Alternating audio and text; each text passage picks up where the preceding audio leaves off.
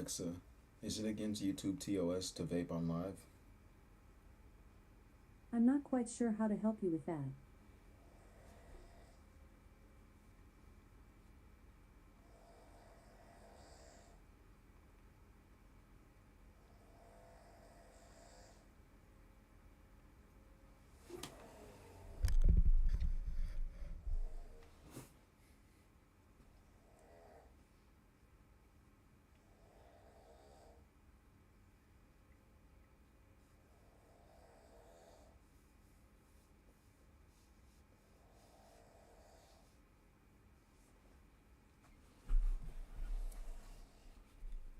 Alright, chat, so we gotta get this going.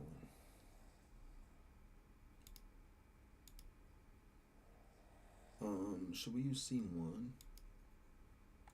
Will scene 1 fix it?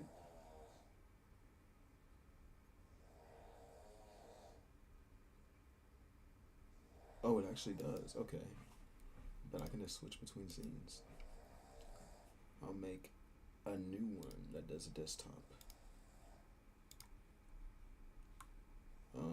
Where's entire desktop?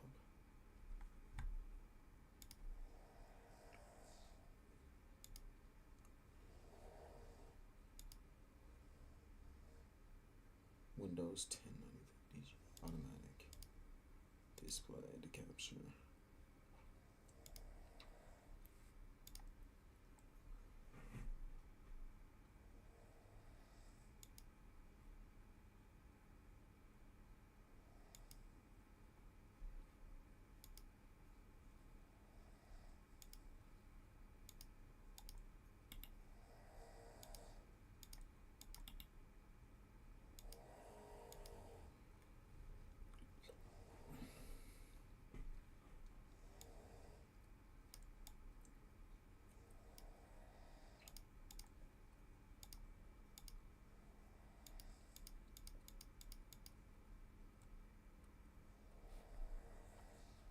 You guys want me to teach you how to use OBS? I don't know how I figured it out, but I'm actually pretty good at it.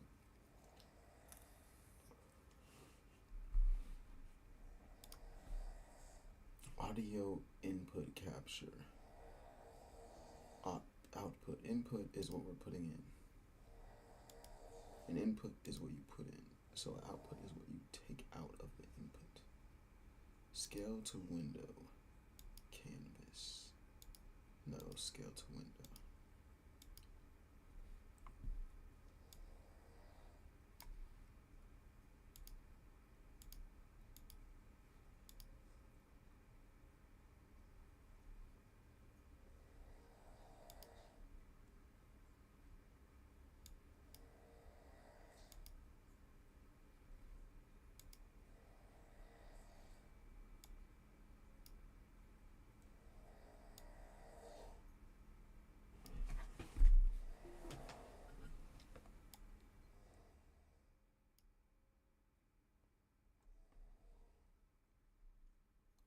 How does the mic still catch it?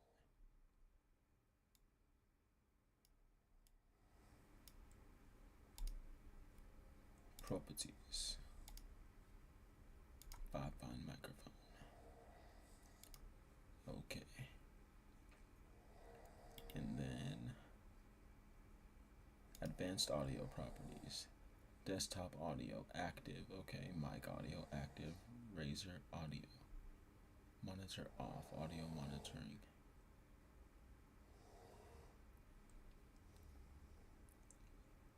How do I take this off?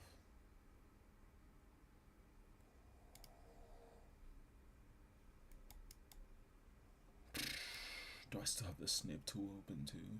Oh no, I don't know what this does. This is how you like. Oh no, I'm genuinely confused. So I'm gonna go to YouTube. Let's see. I'm gonna go to work here soon. I'm probably gonna die tomorrow because I didn't freaking sleep, but it's okay.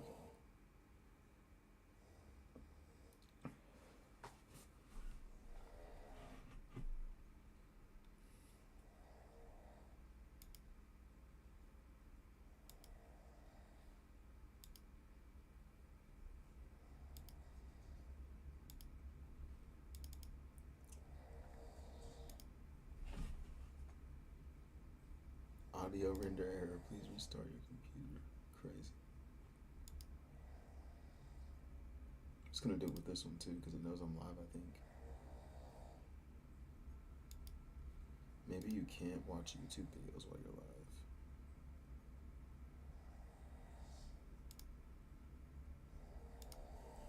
Let's see if we can watch the stream on the stream. This is about to glitch everything, guys. I'm sorry.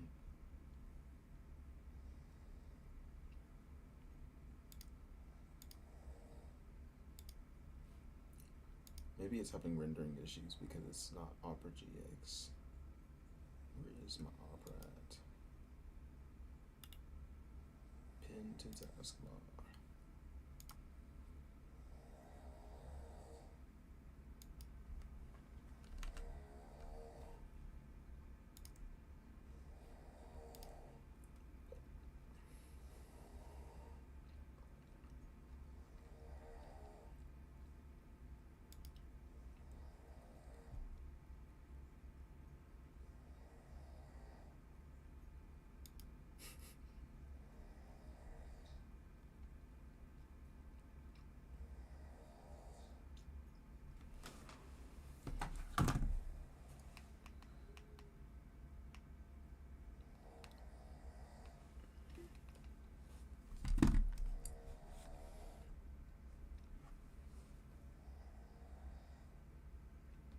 Why I can't hear it.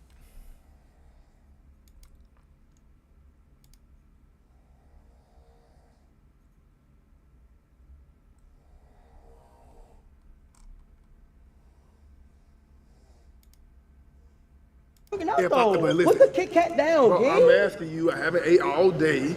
If I open this, is it stealing? Just let me know yes or no. No, it's not stealing.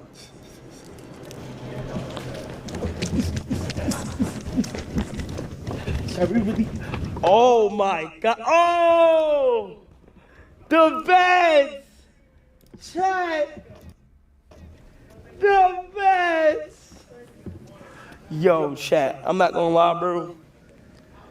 Tone, chat, AMP, like, chat. We outdid ourselves, bro. Again. Yo, Duke. We done outdid ourselves again. These the beds. Whatever you about to Swanton bomb on, that's your bed. Bro.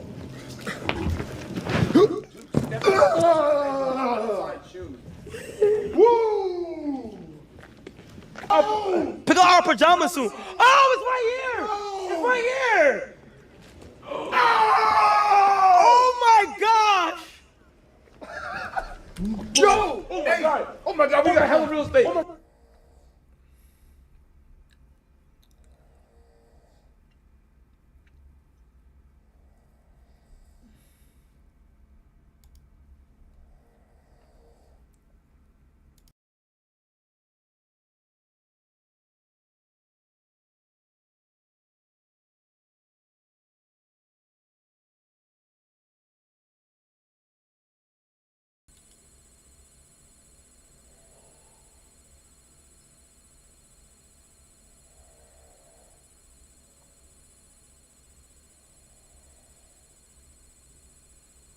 It's the fact that the Razer camera microphone is so good.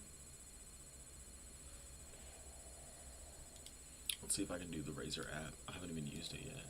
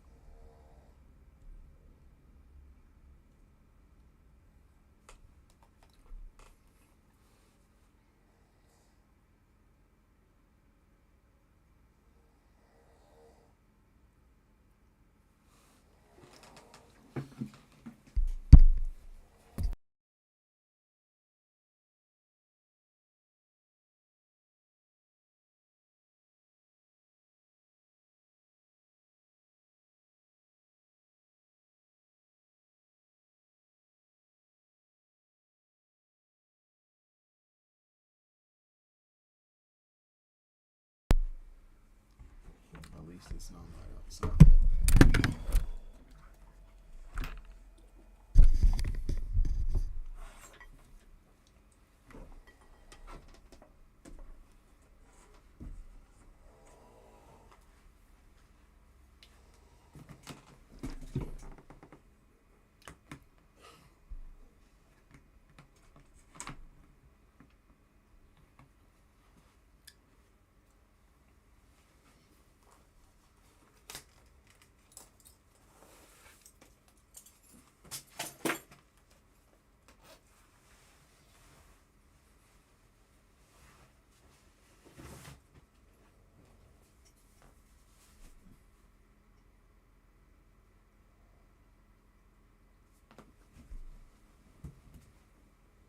Ran my foot over with the jack.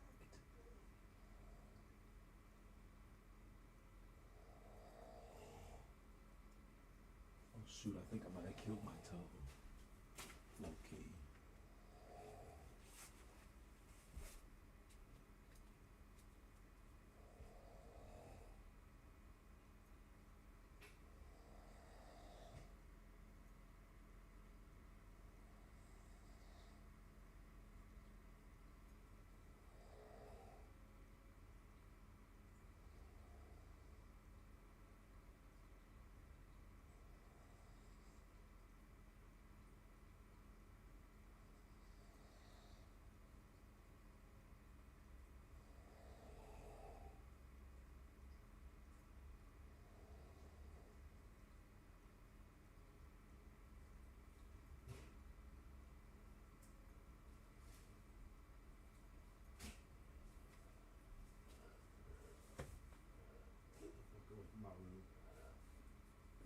I'm not playing with you. No, you have on no fucking clothes and I'm live. Get away from my room. I'm not playing with you. Go. I'm not disrespecting you. You shouldn't be walking around the house like that.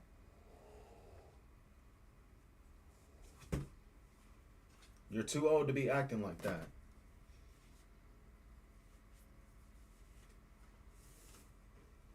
It's ridiculous. That's why nobody can ever do anything. So I gotta worry about stuff like that. It don't make no sense. I'm a grown man.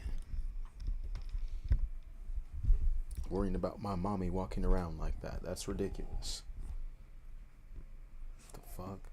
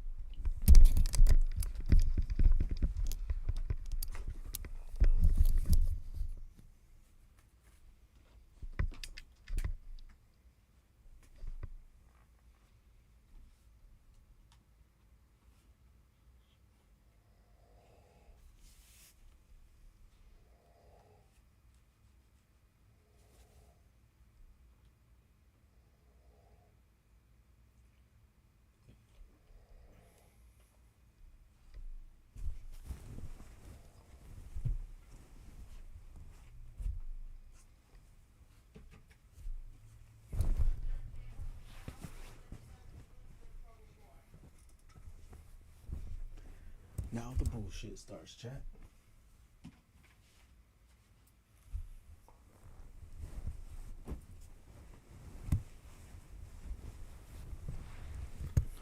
Good luck. I'm not putting up with it, y'all are.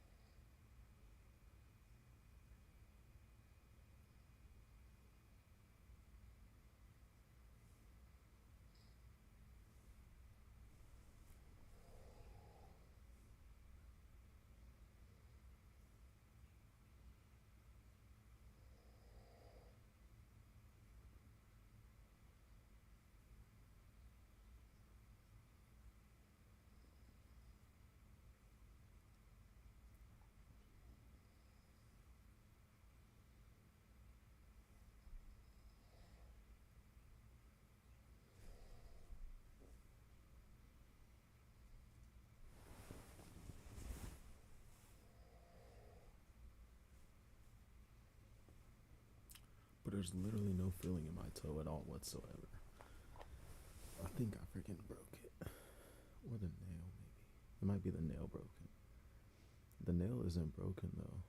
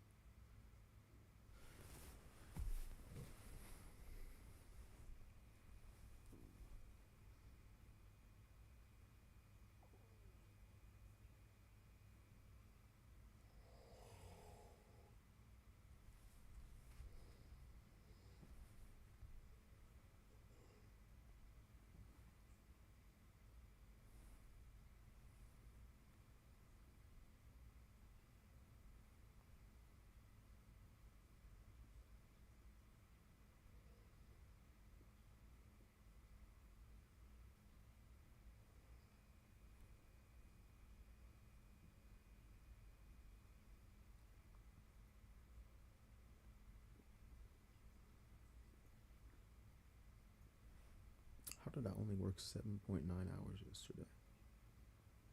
I was there the entire day.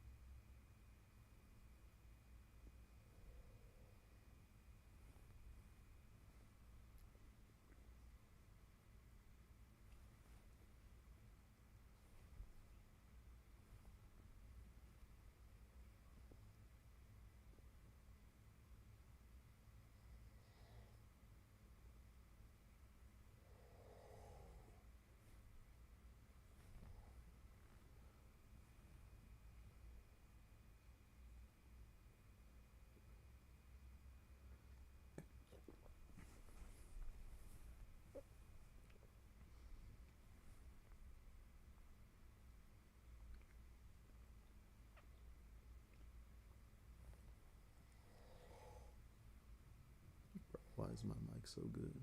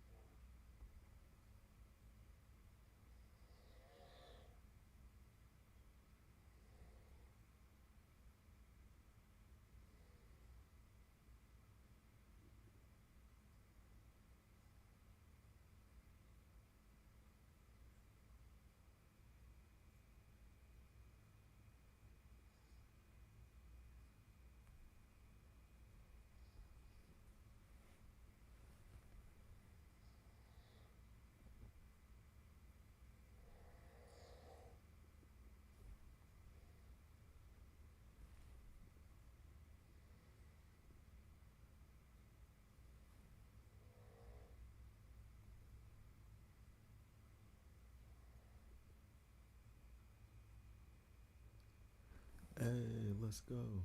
Yo, yo. We got another viewer.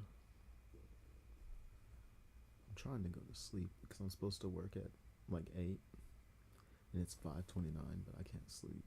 I've literally worked till 11 yesterday too.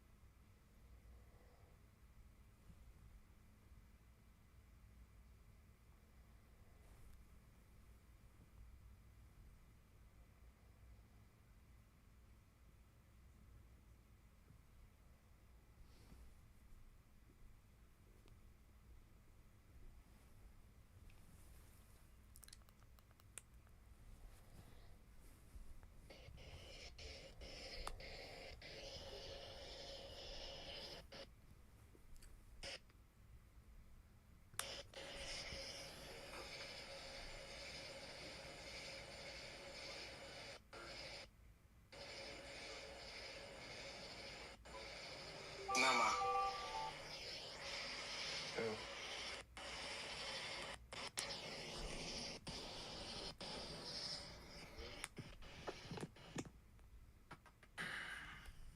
Who's Flash? You guys zoom back in. You guys zoom back in. Let me see. Flash isn't working. No, you gotta use that flash. Yo, check out, we live? Check we live?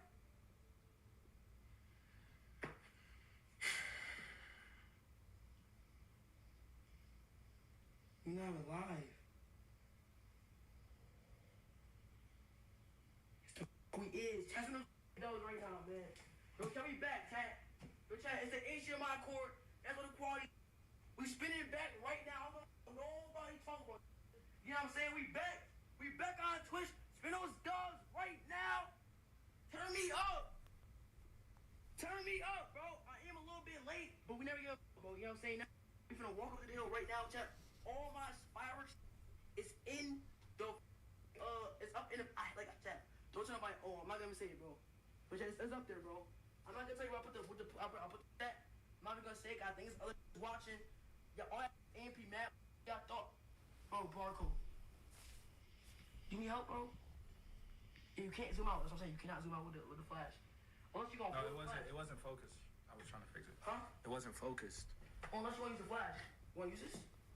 Hold it. The ultra wide? Hell yeah. Huh? Yeah, let's see that. But the ultra wide quality's like. Yeah, no. Ah. Let's go. So you don't want this? No. Leave it. Yeah, bro. Listen, niggas really thought, oh, we're high. They're gonna just let Duke do that and shit like that. Like, it's just honestly sad, bro. It's honestly sad. We got no power in here and shit like that. Everybody turn me the fuck up, you know what I'm saying? We in this late night. It's summertime. Wait for this, see what's going on, bro. But chat, I ain't allowed to keep this net. This whole house is abandoned. It's an abandoned house. This right here is an abandoned house, chat. This whole thing is abandoned, bro. You know what I'm saying? It's mad scary to be here and all that. I don't give a fuck. Where's Tyler at? Tyler gone. Tyler gone, bro. All the big boy fireworks at the thing, we out right now, bro. We get out right now. Here's all shit, gang. I never give a fuck, bro. Yeah, gang. I never give a fuck, bro. Motherfuckers give a fuck. You know what I'm saying? Everybody finna f***ing does right now. Everybody saying I was here. Everything does right now. Everybody saying I was here. You guys up there? Huh? Say it again. It's on there. Chat, I didn't want to even drag it here, but Duke. Yo! That's Reggie? Yeah. Oh, yeah, get in the car. Oh, that's not Reggie. Get in the car. That's not Reggie. Who the f*** is that? Who that? Morning, guy walking around. Oh, hell no, man. We out, Birdie. Fuck is you talking about? Now, chat, I ain't gonna lie. The police been here and shit like that, bro. I want y'all niggas know right now. I'm literally risking it for y'all boys. I had talked to my Twitch chat. Had talked to my Twitch. You know what I'm saying? They let me stream. You know what I'm saying? So everybody say I'm W Twitch, bro. They let me stream out here. Everybody W Twitch. W level 3 hype train. Everybody shut the fuck up. You know what I'm saying? We had a show on YouTube yesterday because of the simple fact that shit happened. But everybody shut the fuck up right now, chat. You know what I'm saying? For all that's late up night. Oh my god. They got security. Yo, this AMP got security down the hill? Oh, I'm bugging. You get what I'm saying, chat? Everybody's been always here. Y'all finna win this greatness. Greatness from a young nigga. Greatness. Kai, you a what you talking about? I like Duke OD. He has kids. Duke, you OD. I mean, you got kids, man. Come on, man. You got kids. You got kids. Are you really like that ass, bud? That ass. Everybody like the. You know what I'm saying? Hold on, bro. Chat, listen, I come here and post on Instagram now I'm live. You know what I'm saying? I come here and post on Instagram now I'm live because I don't have a phone, okay? This is right here is Barco phone. The only phone I got is my iPhone phone. And I don't know the login. Alright, chat, we here. Chat, we here right now, bro. We're here right now.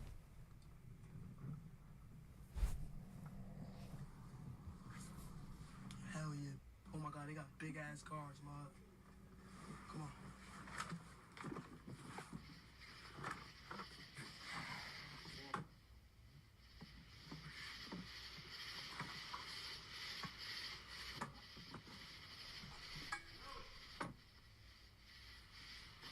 Yo. Who's that? Y'all can't come in, bro. Yo. They said y'all can't come in. Huh? They said y'all can't come in. Y'all got 1, 2, 3, 4, 5 Yeah. guards? God damn. Are you dead ass? I must be that nigga then. Yeah. Y'all got 5 guards to stop me. Y'all mad pussy. Nah, y'all mad. Yo, chat, we seen this right now. Yo, chat, they got 5 guards trying to stop me, bro. Yo, I like open this up though. Yeah, like, oh shit. Open this up real quick. I gotta use the bathroom, man. Oh shit. Where's the guy from that Tesla, nigga? Huh? Where's the Hold guy? on. Go to the quick tip. Hold on. Hold on. So y'all jag on not let nigga in. Like, real shit. Hell no. Yeah, guess what they got? Guess what they got? It is. Yo, grown ass men. Yeah, you're hopping though. Exactly. Grown ass men, right?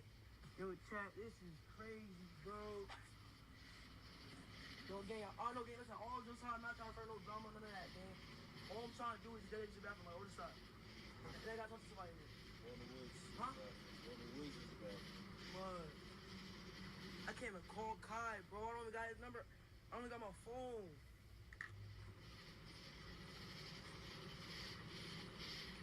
Alright, bro, I'm gonna stay right here, man. Alright. We are too. Alright, I see y'all. See y'all, bro.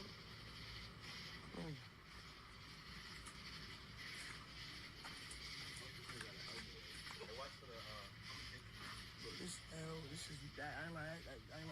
Come here. Hey, chat, what do I do? Chat, I swear, yeah, all my fireworks is right near this. All my fireworks is right near the thing, bro.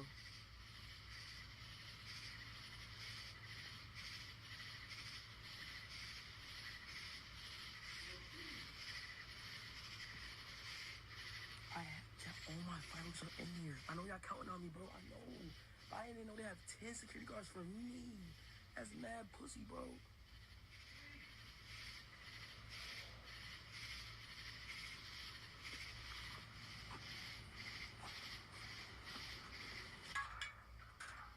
nigga, you wanna get dropped on your head?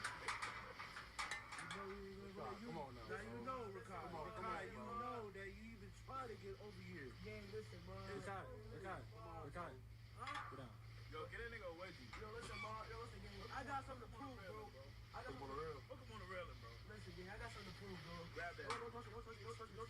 Nah, this is going on the side. See what happens if you go on the side. Listen, gang. Alright, what you got on this thing? Yo, bro. Come on, this a game. I ain't like, bro, I got something to prove, bro. Niggas been playing on my top lately, bro. I got something to prove, nigga. Y'all gonna dance stop a nigga, bro? What? Come on, gang. Let me over, bro. Come on, come on. Bro, We don't let you over. Come on, try it. watch this, bro. Watch this. Look, guys, you wasting time, boss. Watch this.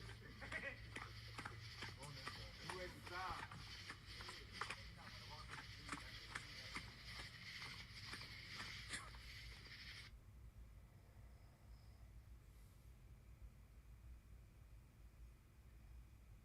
The fuck is that?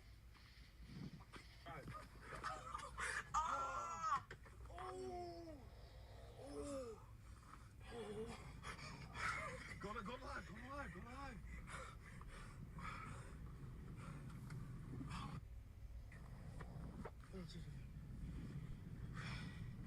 Oh my god. Yo, I got in there. Man, go back on. Go back on. No Jack can see me. No Jack can see me. Hold on. Can niggas see me? Hey, Jack, can niggas see me? Yo, Dad, yo, Chad, warn my mother. AMP mad. They got with us shooting paintball guns at us. They mad pussy, bro. That shit mad lame, gang. That ass. That shit is mad lame. You got fight like that shit not even fair though. What mama, that shit not even fair. Wait, is it my hair? Huh? You in the head? Yeah, bro. Let me see. Nigga, I dodged all those bullets. Word about baby, I dodged all those bullets. Let me see. You good? Don't show shit. Don't show shit. My mother, this shit ass, gang. I'm in the stream, bro. This shit's ass, chat. There's no way I can get in there, bro. There's no way I can get in there. I can't climb through the woods. I can't do none of that. All my fire, chat. I did purpose. I did this on purpose. I'm so smart. I put all my fireworks right there, which is low-key dumb as. I put all my fireworks right there. Like, I ain't like, y'all can spam L. I don't give a fuck, gang. There's no way I could get in there. Just like, chat, tell me how. There's no way, bro. L drill. I ain't lie, it's L drill, bro. It's L drill, gang. There's no way in hell I could get in the AMP house. They got 10 security guards for me. That show how pussy they niggas are. 10 security guards for me? Nigga, I'm petite. My nigga, I'm mad. I'm small, gang. I'm young as shit. They got 10 security guards at the gate for me. And then they got, woods of paintball guns. They just shot my cameraman. You good, man? No.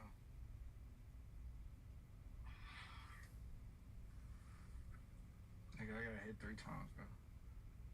I thought that was like just an animal. I saw the mask. That's what I said. I said, who is that? I said, who is that? They shot the whole car and shit, bro. Not gonna lie. If I was you, I would not go out like this. What the? So what do you want me to do? What do I do?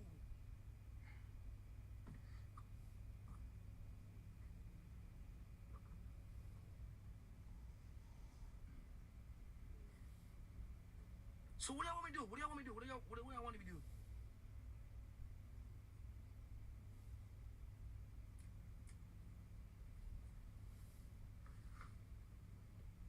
Well, I can't see you. It hurts that bad? Yeah, bro. I got shot in the head. No, you did not. Yes, I did, bro. I felt it on my bro. Bro. Hold on, I'm gonna spin back in the hug right now. Hold on. I don't have my Crocs, bro. Yes, bro. I'm not. Where you crock at? Nigga, it fell.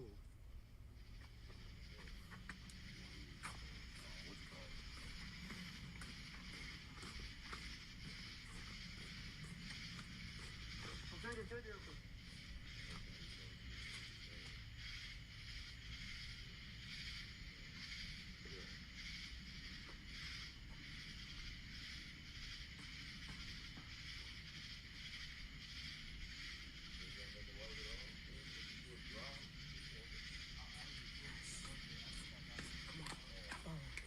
Come on.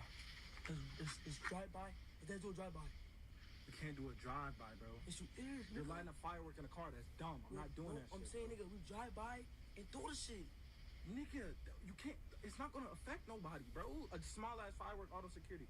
Warn him out. This is a nigga. This is not a small. Nigga, this shit is big as fuck. Bro, to get up the hill, we have to slow down. By the time we get up the hill, they're gonna shoot us, bro. They have a paintball in the woods, bro. What the is that gonna do? Oh, you dumb. All the security guards right there. I light it, throw it, boom. I'm talking about with the paintball. We're gonna get up there. As soon as you raise the window down, he's just gonna shoot us. He's already waiting. To get around that hill, you gotta make a turn. You know how that's not quick. We can't get in and get out. The whole car's gonna get shot up. It's not smart. You can break the glass, bro. And you have to light it, throw it out. What if you, bro, like, that's too much. No, bro. You mad pussy, bro. I'm not pussy. That shit's One of dumb. my dads, you mad.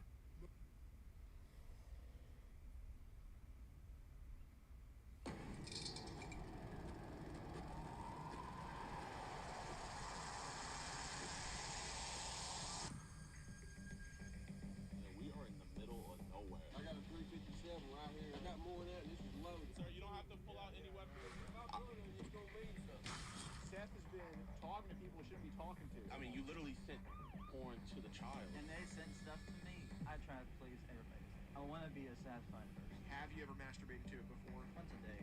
I identify myself in a religious way as anti-Christ type of thing.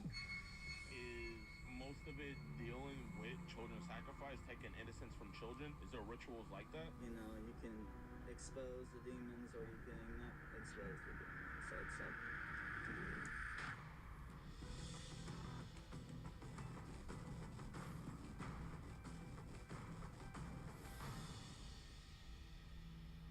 Alright, what's good with y'all boys and girls, man? Welcome to a brand new episode of EDP Watching. Today, we're here with the GOAT, Mr. Gordon Flowers. How's it going? This is Gordon's guy, so I'm gonna let him take it away. Yeah, so this is a guy who's been talking to multiple decoys for probably the past, I don't know, close to a year. He took the liberty to send some delicious cheese pizza to one of them. Don't say it's delicious. That's horrible. Yeah, and he also sent illegal images too, but he also did deliver pizza to our house. That's what I was talking about. Okay. Anyway, we have this catch coming, and hopefully he talks. Hopefully the police response out here is pretty good. We are in the middle of nowhere. It is almost more desolate than the Edward Foster Jr. case that we had. And speaking of Edward Foster Jr., funny enough, he is my personal first cred to take a plea deal. So, you know, give myself a round of applause. Yeah. Huge shout out to Gordon Flowers for providing me on that one as well. We also got a lot more updates for a lot of them soon, but we'll talk about that later. Let's get it.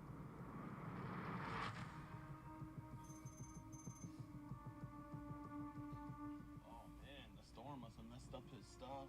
That tree fell. Completely uprooted. Oh, he's watching TV. How's it going? Is there a Seth painter here? Yes, sir. Got a package for him. Oh, you're at the wrong address. That's their driveway. Just keep going up their driveway. Thank you. Well, now they definitely know people are looking for them. Yeah. We just go more up that road down there.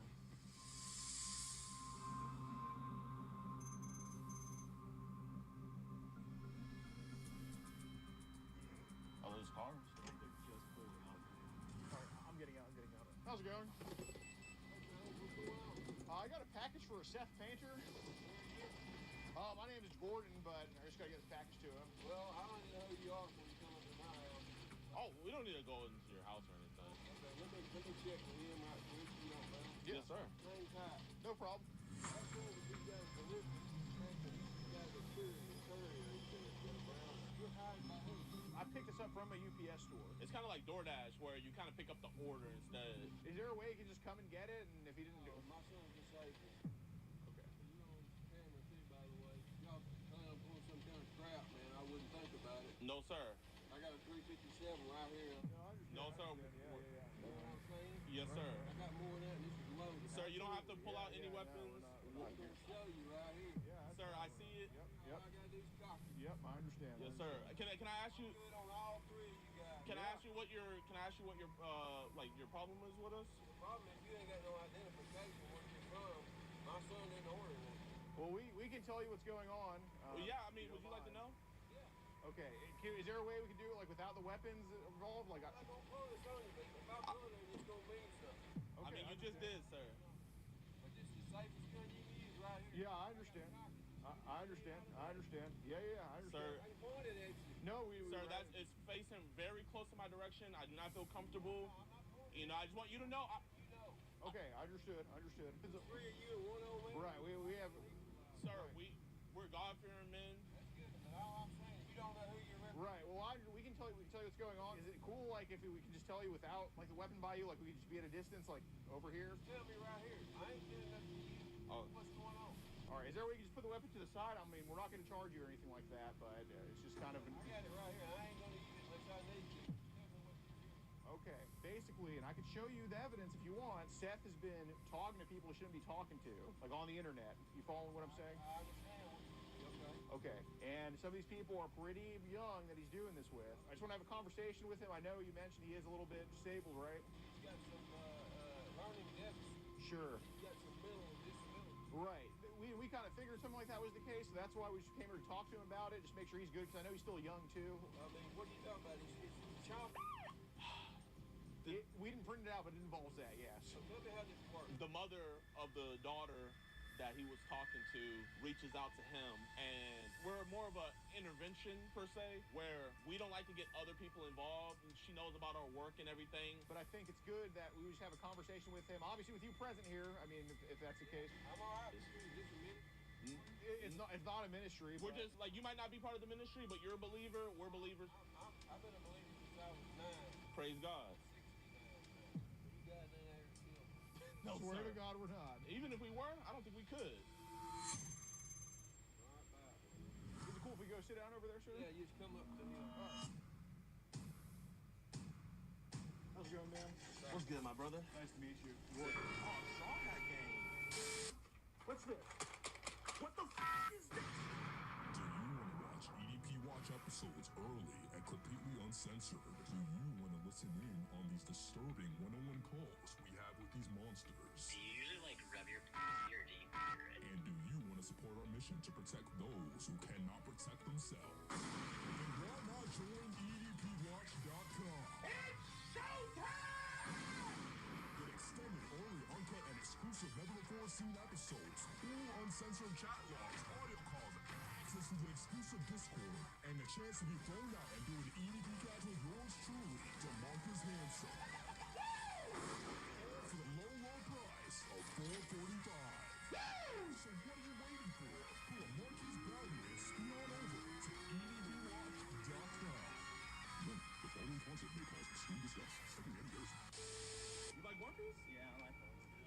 Praise God, man. All right, tell me what you're here for. All right, so does your parents kind of like let you know at all? Not really, so just tell me what's about. Well, it's kind of about the Instagram shit, the Telegram stuff. Okay. Obviously, you're a good kid. You got a great Christian dad. What got you caught up in this, man? Kind of find connection with other people and everything like that. We all need connection, man. We completely Yeah, understand especially that. being here, it's pretty secluded from everything. So, Yeah. how did it start dipping into like the underage stuff? People are just tend to reach out to me sometimes, and I kind of feel like that's kind of wrong and everything. Yeah, of course. Talking to your dad, the bit that we have, man, this seems like a very Christian household. So you getting caught up into this, man, I don't think it was one of those things where you're the ringleader bringing people into it. I think that someone brought you into this sin. I just kind of want a little bit to know what are y'all here for. You know what a tumor is, right? So basically, in order to remove that from something, we need to know kind of how it starts, right? Get to the source of it, because if we can get to the source of it, then say we can cut it off now, but it'll just grow right back, right? Exactly. So obviously, you know, there's a lot of good people that get caught up in Telegram. I guess what I'm kind of curious, like, who introduced you to it or how? Kind of looked into it, just casually somebody kind of recommended to. Do you think Telegram's been the best type of stuff on there, or? No, not really. I think it's just totally disgusting to me.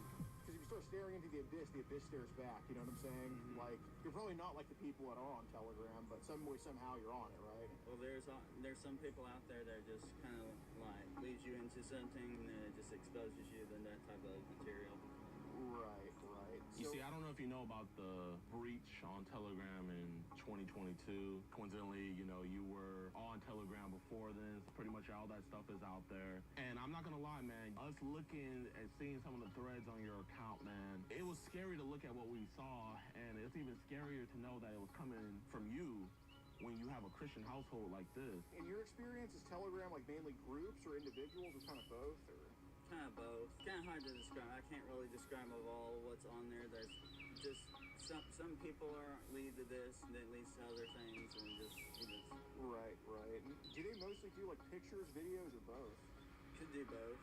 Okay. Some people tend to do that stuff, and I try not to associate with that. How do some of those videos and pictures make you feel, man? Kind of freaked out sometimes.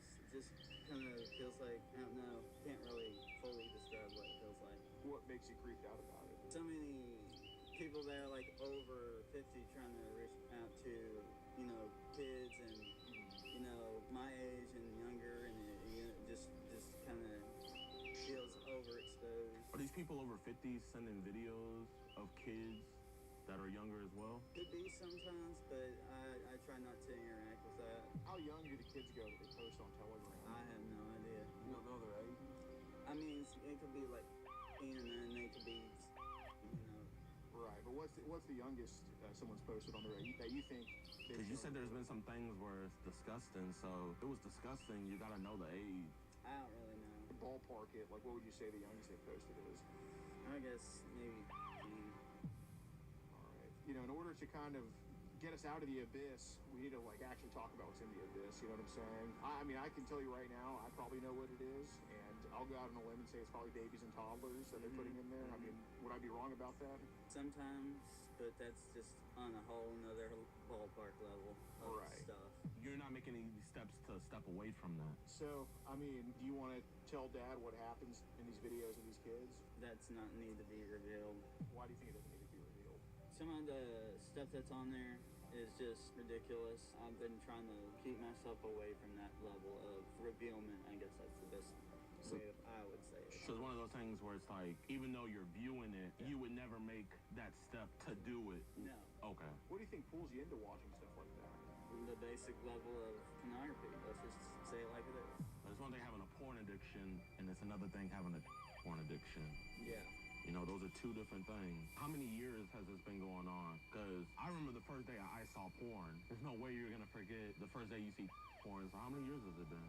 I would say maybe, you know, during late high school times, you know, I just heard about it. It's not really been, if that's to answer your question. We're trying to give you the benefit of the doubt because, you know, if you're going to lie to us, it's kind of one of those things where it's like, we risked our life to try to help people with this stuff. And if you're going to lie to us, there's no point of us being here and stuff. You can only heal what you reveal. It's getting this, in this case, getting the demons out that are trying to invade your mindset. You know what I'm saying? So, you know, you can expose the demons or you can not expose the demons. That's up to you. And right now, I feel like you don't want to expose the demons, but they're already exposed. You need to quit playing the game. These guys are here to talk to you about something they know a lot about. What they saying though? Okay, you might as well I just get to kind the of point. like know y'all was exposed down there, so that's all I'm saying. I got you. Okay, so do you know who Brenda is? Brenda. No, I don't know anybody by that name. I'm not gonna lie, Seth, you're shaking really bad right now, man. I'm just re-looking at that photo compared to this one that's on the... I'll just compare and see. Does it look like this person? Yeah. How old is she? It's not a she, that's... It's a... Not a she. It's a he. Is it he named Brenda? Excuse me, Brian. Brian. Okay. Yeah. Okay, so how old is that Brian? Claims to be... teen. We're talking homosexual deal with this Brian. We call that bisexual. Yeah. Both Well, ways. some are and some aren't, right? Yeah. And I mean, at the end of the day, you know, we're not here to judge about sexuality or anything. It's just when it comes to the age. Y'all just one of those, yeah. Yes, sir. There's been a decent amount of younger ladies, younger boys under 18 that talk to you online. And, I mean, what do you think Emily was, if you had a best hypothesis? Maybe teen of teen. Yeah. Pretty accurate age. You're 27, right? Correct. That's a big age gap, you know? Not right. I mean, it's illegal, number one. It's not, Yeah, I know it's illegal. Okay, but do you not realize the consequences? of what Yes, I do. I know, probably know Is all it worth that. it? Going to the penitentiary? No, of course not. And then having somebody You or something? 3 times the size of him want to make you his girlfriend? You know, Brian was small, but the guys in the pen, they're big. You know, I have a contact that's outside of the state that I've known for like probably a couple of years now, but she's, you know, still under the age limit, so. But, and I still. Has it been a sexual contact? Well, sexual things, yes, said, but not sexual contact. Okay, so was it just sharing pictures with each other? Yeah, at some point in time. So would she send nudes to you first, and then you started sending them back to her? Yes and no. How old is she? Right now she's. And how long have you been talking to her for? Probably since I was 20. So yeah, it's been a while. We only knew about 2, but that's a 3rd one now. What prompts you to send your penis picture to these kids, man? I at this point in my life, I let it. And I'm not saying I'm supporting all this. Right. I'm saying that it's on them. They're the first ones to. It's on them, and even though they're a child and you're an adult. That's what I've been trying to explain to you. Here, you might want this shirt. No, I Keep don't the want mosquitoes off. No, I don't want a shirt right now. But sorry about Here, it. be respectful to your father. Anyway, I'm just doing this to get myself away from this type of stuff. I'm trying to use reverse psychology and pull it. How's that working? I don't get that. Basically, trying to push yourself out of the pornography situation of where get yourself to where you're so overexposed by things to not wanting to do it. Are you trying to say you're trying to make yourself sick of it? Basically, it's like if I were fatter than I am now, I would eat just a bunch of donuts, so I just stop eating donuts. Exactly. But that's what you do with. Honestly, I'm not judging. I'm just asking if that's your logic. I mean, that's fine. See it with my own eyes to not want to do it. I mean, that totally makes sense. And I do believe that you want to stop. Is that a bad way of doing it? It's not the best way, but the question I have is if you're going to do it that way to where you're trying to get yourself disgusted, you're going to have to up the levels to disgust yourself because at a certain point, you're going to get desensitized. In other words, if it's not good enough to see a woman completely nude, you got to see the woman completely nude doing something. Really Exactly. My next question to you, Seth, is like, have you gotten down to watching stuff with babies, infants? No. What's the limit you've gotten to on this quest to stop? I take it to no lower than a.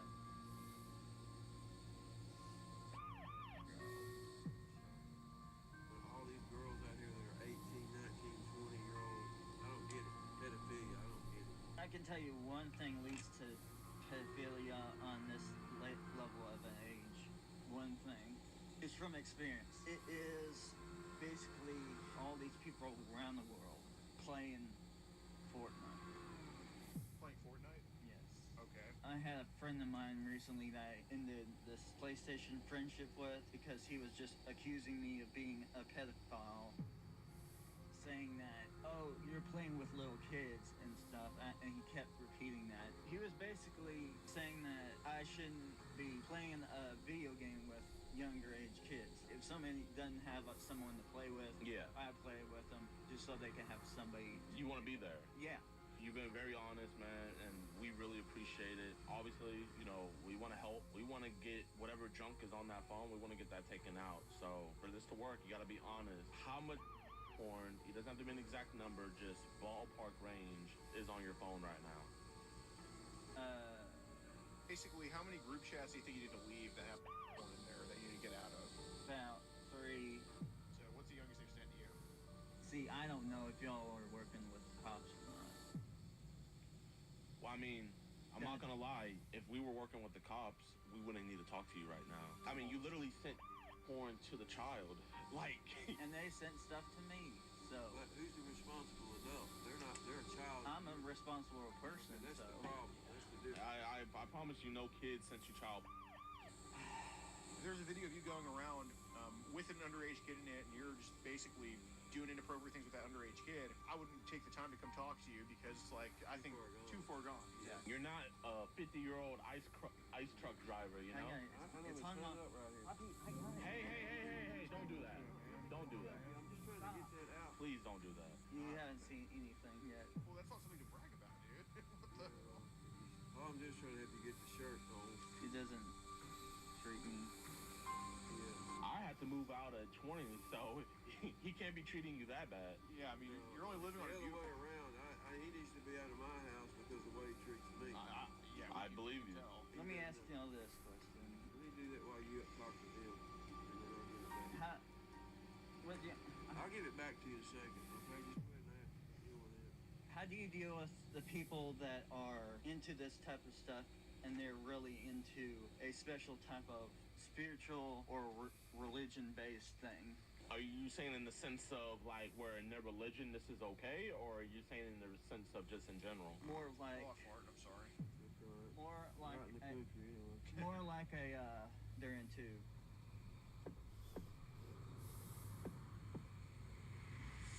anti-Christ type thing. My question is, I personally haven't ran. Okay. Your profile says something like "In the Darkness" or something like that. No, it's ancient evil. So are you into occult like stuff? I identify myself in a religious way as agnostic, and the whole ancient evil thing was actually just based as like how evil has evolved and both leading to back to their.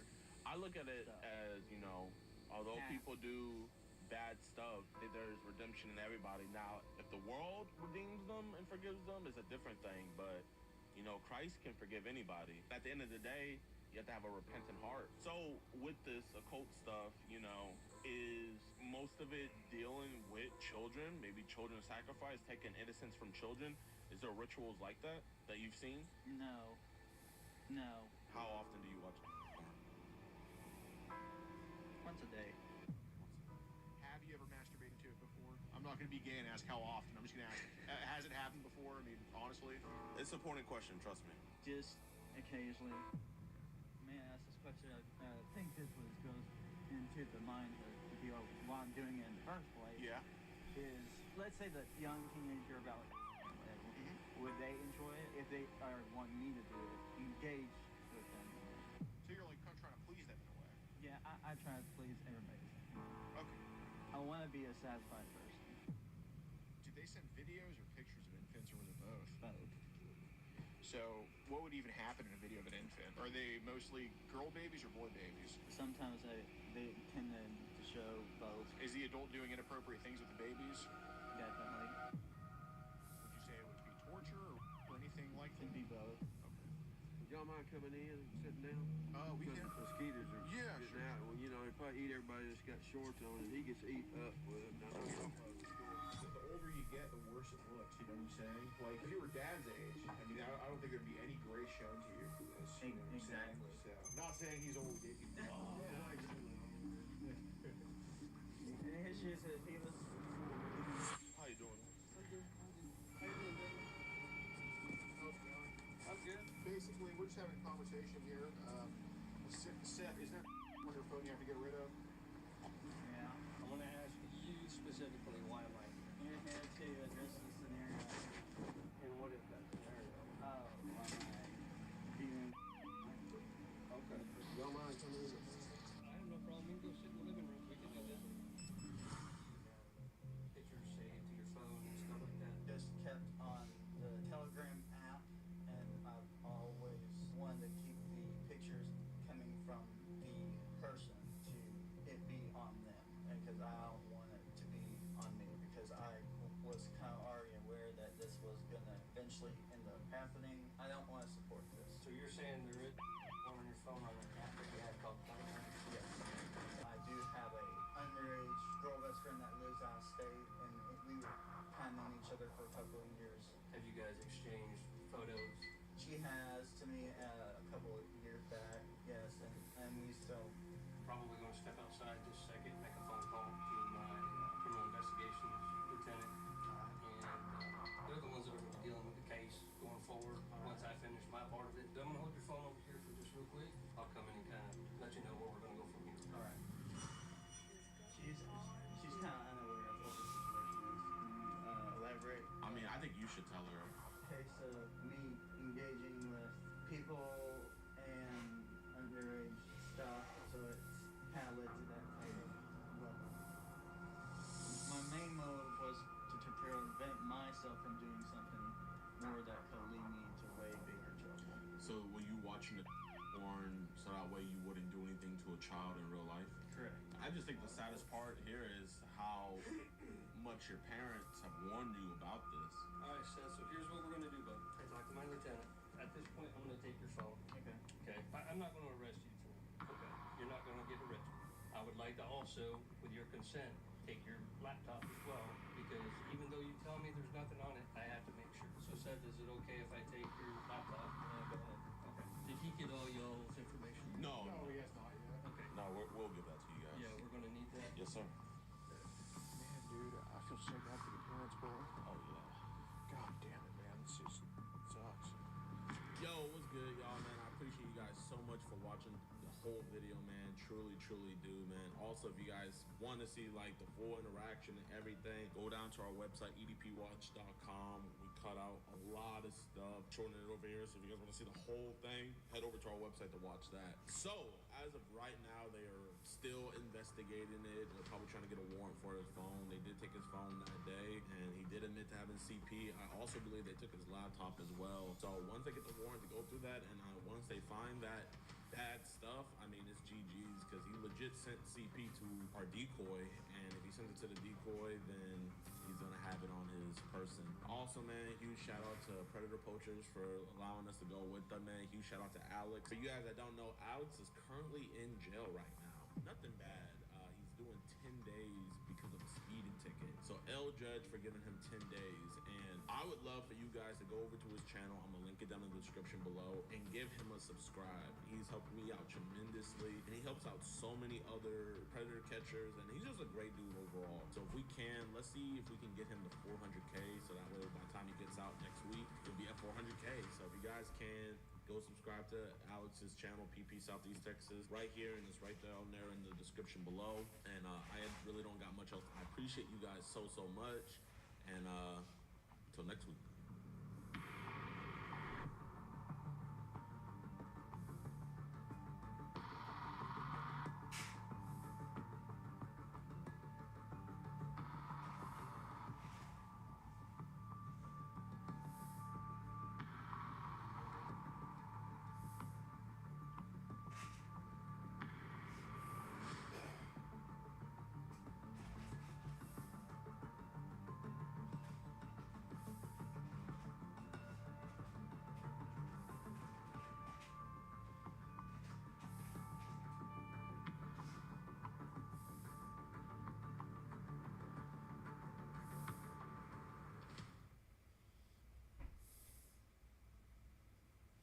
I have made some clean setups in my time. In fact, I'd say some of the cleanest. So when a company has the gall to send me their attempt at a super clean setup capable desk, and they pre-build the thing, I gotta say, I'm a little hurt. What is this? You guys don't think I'm capable of putting a computer inside a desk? Well, I'm gonna show you that I've got the skills to pay the bills. You think it's just my employees who know how to do this stuff? I am not only going to build a computer as good as this one, I'm gonna do it in just an hour. And time starts right after I tell you about our sponsor. Dan, you've got the thing, right? Yeah. Are you gonna play it? Is the sponsor not in it? It's brought to you by Moment. Where the devil are the talking points? They were in the script, I swear. The Trello. Stall for time. It's going great. Give me the thing, quick. I need the thing. There's nothing in here. Just stay in the moment. It's okay. Useless teleprompter. No, forget it. You're done, bud. I need a laptop. We're going. He's working on it. Just got this. It's all for time. Yeah. Where are the talking points? Oh boy. Let's get started. We'll do it after. Yeah. I could do the read. Let me All right. Meet the Uneven Base, an esports-oriented gaming desk product that seeks to integrate absolutely everything you need for a full-on esports experience. Conveniently, we don't have to just imagine what it's going to look like. We've got a completed one that they sent over to us. You guys are taking it away. One moment, please. Put it back. Whoa! All right. So, front of the desk, we've got what appears to be a 4-foot desktop surface with integrated RGB. Got a couple panels here. This, I guess we'll figure all that out as we go. The point is, you've got an MITX, so an ITX gaming PC enclosure over here on the left with what appears to be a tempered glass window. You've got an integrated monitor stand, VESA compatible, obviously, that appears to fold down or something like that. Yeah, okay, that's going to be a bit of an adventure when we figure that out. And then at the back, you've got all the room that you could possibly want for cable management and ventilation. Oh, you can't see that? Come on, Andy, I gotcha. There you go, how's that? All right. Oh, and an RGB logo. Sick. All right, you guys can take this away now. I'm gonna build my own.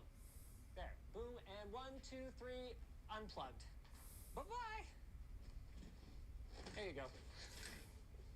Let's go ahead and get started.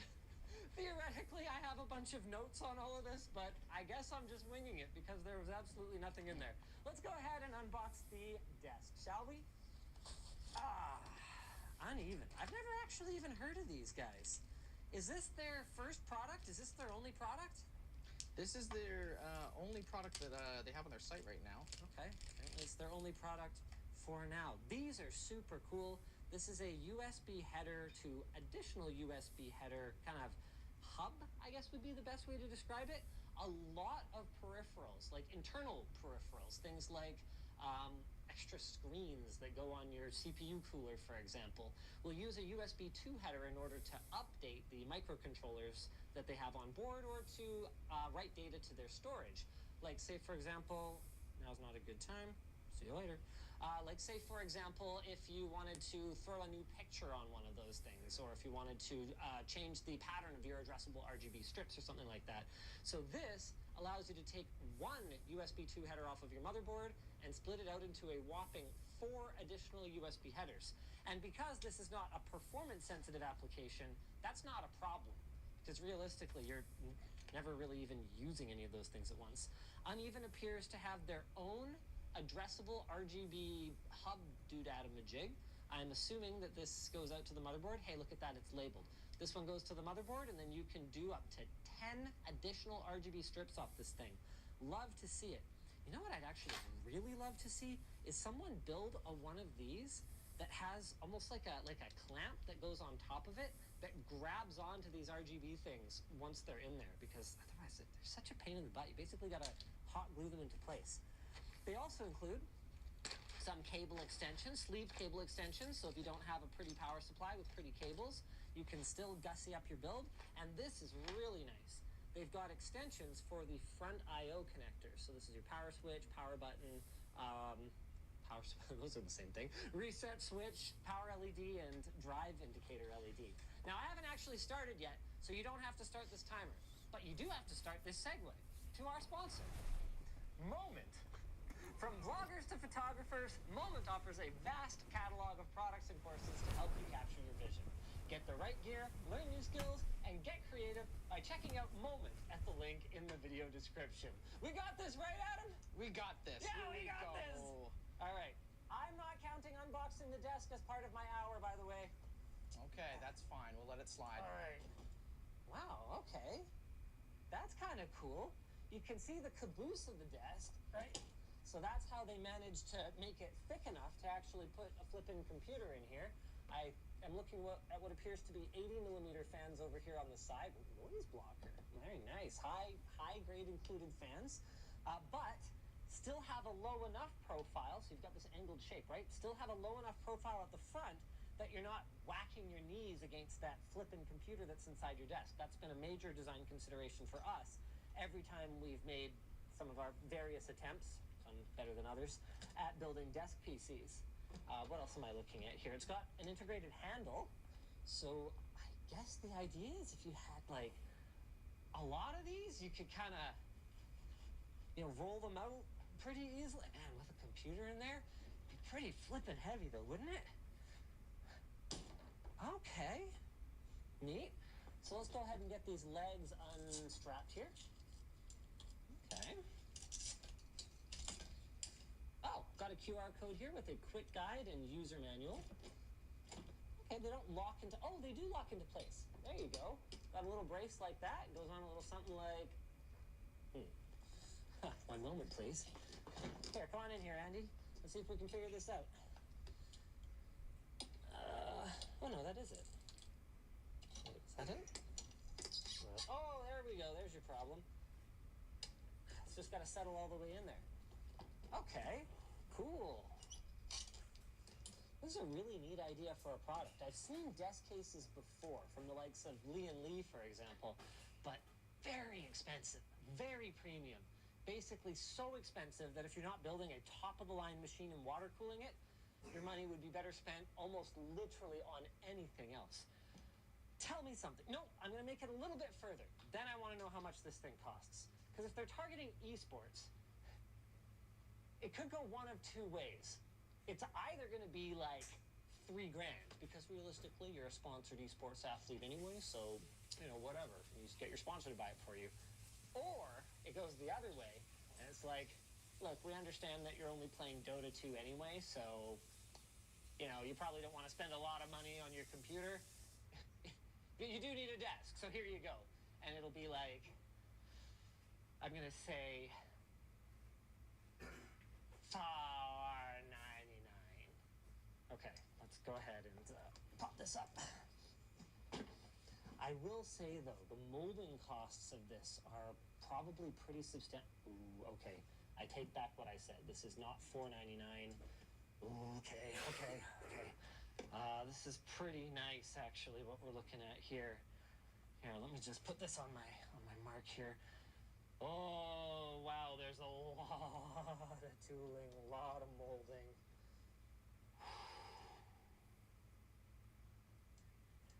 $8.99. I'm saying $8.99 US. Okay, Adam, come over here. Okay, you know the price already, right? I do. There's a lot of cool stuff going on here. We've got what appears to be an ITX compatible motherboard. No, that looks like MATX motherboard tray, so you don't even have to go ITX. Dual included 80mm noise blocker fans. What appears to be a radiator compatible dual 120mm rad mount at the back.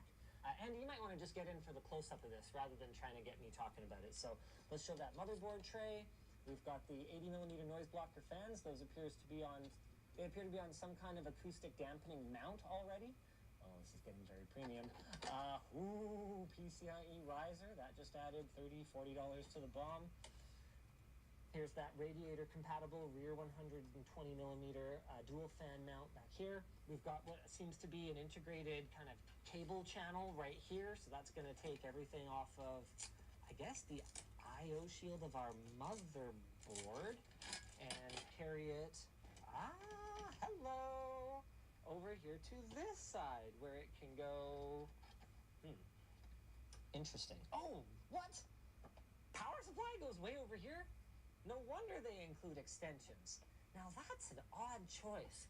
You guys have got so much Z height here, and yet you opt for an SFXL power supply mount. Why not full ATX? I guess maybe that's something we can figure out as we go. While there is a lot of molding, there's definitely some areas where the molding is pretty basic. You can actually see that this mold here was modified like mid-production. Probably they had to make some change to this right here, and they just kind of hacked the additional material out of the mold, not really caring too much about the finish.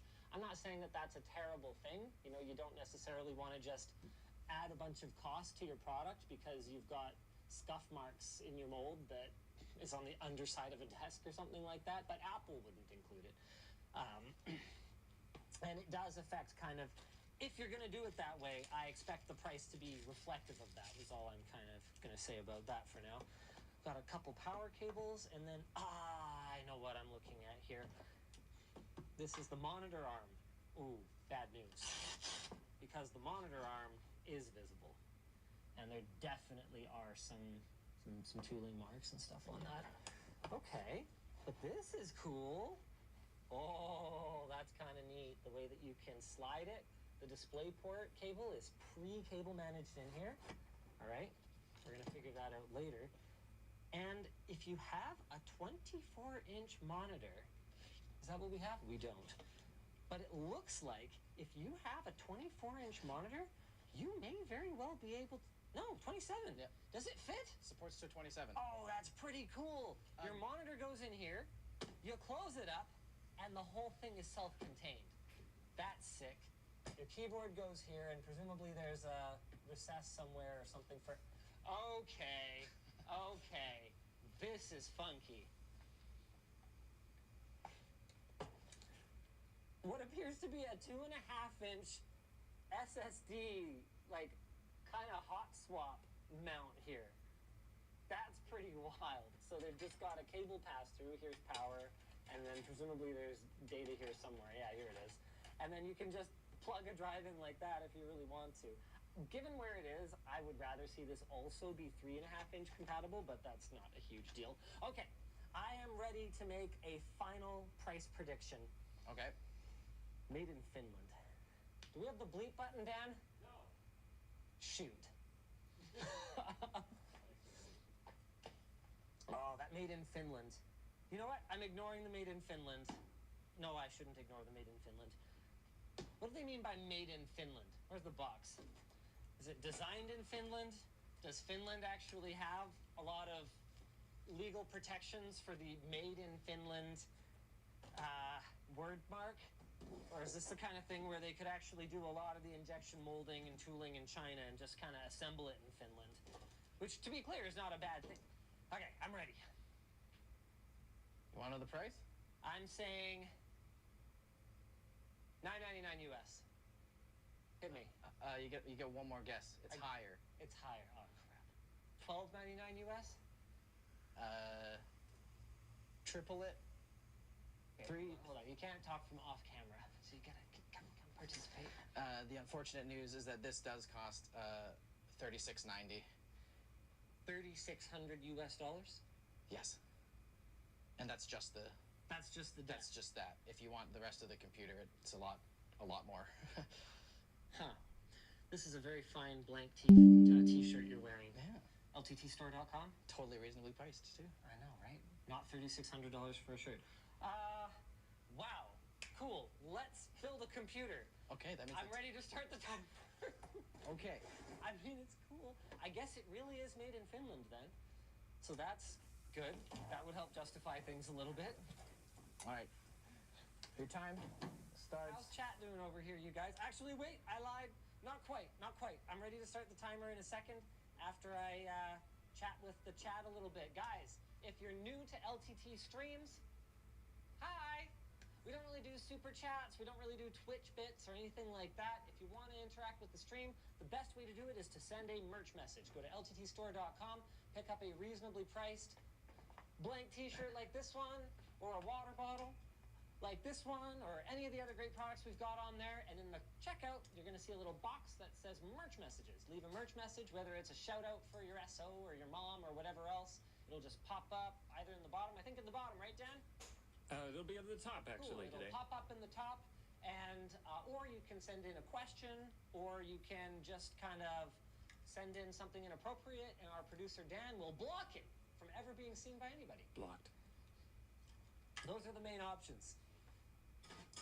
Is there anything that we're announcing right now in particular, or nothing like that? No promos or anything? Not that I know of. No, not at the moment. All right, let's start my timer. Starts. Wait. No, when the clock hits 1. When the clock wait, what? That's in an hour. You want less time? You mean it ends when the clock hits 1? Yes. Okay, what are we waiting for then? I don't know. Okay, come on over here, Andy. Let's build a computer. First up, we're going to be going with the Ryzen 7 7800 X3D. Why would we do such a thing, you might ask? Because we just spent $3,600 chuffing on a desk. And gosh darn it, if we're going to look the esports professional part, then we better have the esports professional CPU. It's the fastest gaming CPU on the planet, and long as it doesn't blow up. $3,600 for a desk. That's okay. We're gonna have some fun. Am I supposed to have any talking points for any of these parts, or am I just? We got making lots of this up talking as I go? points. You want to talk about? So the whole idea is it's an esports build. Yeah, it's an esports build. Okay, that's fine. I mean, I can ad-lib it. You can just say, Linus, you've got nothing, and I can work with that. You've got mostly nothing. I've got mostly nothing. That's Yeah. fine. I can work with that. Okay, so come on over here. Let's install a CPU. Yes, we can do that. It seems very Linus height right now. I mean, I can raise the desk, but I was thinking for you, Andy, it'd be really nice to be able to kind of shoot down at this and have a look at what we're doing here. So we've got our AM5 socket motherboard. AMD has just done such a bang-up job over the last, well, really quite a few generations on their desktop products of building upgradability into their platforms. So AM5 arrived with Ryzen 7000 series, and it's already been upgraded to Ryzen 7000 X3D, which dramatically boosts gaming performance in particular. And the standout of all of the X3D products is the 7800 X3D. It's only 8 cores, but they are so ripping fast that pretty much everything else on the market gets left in the dust. Of course, you've got to make sure that you build a balanced build around it, which is why we chose this memory that I'm looking at for the first time. So pressure's on, Adam. I hope it's a perfect memory choice for an esports build. We went with, oh, very nice, DDR5, 6,000 megatransfers per second, 32 gigs by 2, a 64 gig kit. Okay, that's unnecessary for any esports title that I'm aware of, but it sure is. Is my RAM rattling? Is that supposed to happen? I hope so, because that's probably good. Anyway, this is a CL30 kit, extremely low latency kit, given the speed that it is operating at. These are from G.Skill. They're their Trident Z5 RGBs, and while they're Intel XMP, I'm not expecting that to be a huge problem for us because we should be able to just load that profile using AMD's Expo memory profile tool in this motherboard's BIOS. All right, that's done. Although we're working on an MITX motherboard, which means installing that RAM may have been a mistake, and it may end up getting in my way when I try to install a cooler and try to put in my SSD, which is what we're going to do next. I guess now is a perfectly good time to talk about this motherboard. This isn't my first time working with the ASUS ROG Strix X670E gaming Wi-Fi. It's a really weird product. I don't really know what else to tell you guys about it. Like, check this out. They packed so much VRM on here. They packed so much SSD storage expansion. Look, you've got like the parking garage, the SSD equivalent of a parking garage. Okay, your first M.2 is down here. Your second M.2 is up here. And then in here, there, on this little daughter board here, is the second part of the X670E chipset. So you've got one of AMD's chipsets here, and then the second one that gives it the additional PCIe Gen 5 lanes that makes it X670E is on this weird little daughter board here that seems to exist only to power this top M.2 slot. It doesn't seem to be connected to anything else. It's a super, super weird product. But hey, I don't make the rules. To my knowledge, this is the only X670E ITX product. Is that correct? I think that's correct. Don't quote me on that, though. I could be wrong. There's honestly no real reason to use X670E on a build like this, though. The major benefit of it is additional PCIe lanes, and the only benefit of additional PCIe lanes is that you can install more PCIe devices. But this is an ITX motherboard. How many PCIe devices are you planning to plug into your one PCIe by 16 slot? Anyone? Bueller? One. So really, you'd want to go B series motherboard for a system like this. You know what else you'd want to do? I guess is not bother reinstalling this top heatsink. Neat. Wow, this is a really bulky SSD. It's got a back plate thing on it here that interferes with using the toolless mechanism. That's very frustrating. We have another one if you want. Hey, this is PCIe Gen 5, baby. Let's go. Oh, and in order to get it apart, I apparently need a Torx driver. Do you have an iFixit kit handy? There's one just I behind love you. this. Dan, why don't you hit me with a merch message while I get my Torx driver out and I get my SSD disassembled, because that's the kind of thing that I can do when I'm supposed to build a system in an hour. Yeah, you're running out of time. You better hurry up. I'm hurrying. Okay, so first up here is from Sterling. Have you ever considered making a stubby version of the cable straps? I know I can cut the existing ones shorter, but that feels janky, and I don't want to. All right, that's fair enough. Okay, so my initial response is, you can just cut the regular length ones shorter, you know, but you thought of that, and you don't want to do that. So I guess my follow-up response is, yes, we actually are planning to do additional lengths of the cable ties. What I suspect is that we would do longer first, just because you can't cut them long, right? You can cut them short, you can't cut them long, but it would be our intention to eventually flesh out our offering with more lengths. I don't know if we're going to add any more colors. If we did add more colors, we'd probably remove some of the existing ones, but we are planning to add more lengths. Want to hit me with one more? Sure, I got another one here. Hello, Linus and team. Greetings from Germany. I just wanted to quickly ask whether or not you're planning to test microphones for streaming or music production, I guess at the labs. Keep up the great work. We are absolutely planning to test microphones in the lab. I'm extremely excited. Sam is our sound guy. We're going to be focused on headphones at first and more consumer-oriented products out of the gate. But over time, you can absolutely expect to see streaming products tested to the same degree of rigor as you would headphones or motherboards or GPUs or whatever else it is that we're after. All right, here's my Gen 5 drive, but the bad news is that my understanding is that this top slot is only Gen 4. Is that correct? Yeah, you have to use the lower. I do have to use the lower sandwich one. Well, that's fine. I can work with that. Before we get any further, do we want to move this desk up? Dan's yelling at me in Teams chat. Oh, Dan's yelling at you Yeah, we about have the a desk top-down being camera that's all supposed to be lined up. Oh, I mean, you can get to that when you start, we'll like, get to that when we get to that. building Don't even in the worry about it. computer. Okay, He's just this is using it as a hilarious. table. Check this out, Just guys. a little scared of Dan. Giant should be. heatsink, Gen 5 and chipset heatsink. It's freaking heavy. All right, let's get this drive installed. And now that we've got all that crap removed from the back and the front of it, we should be able to slide this toolless mechanism into place, saving ourselves a lot of time. And then we'll put this chipset back in, and we should be... hello?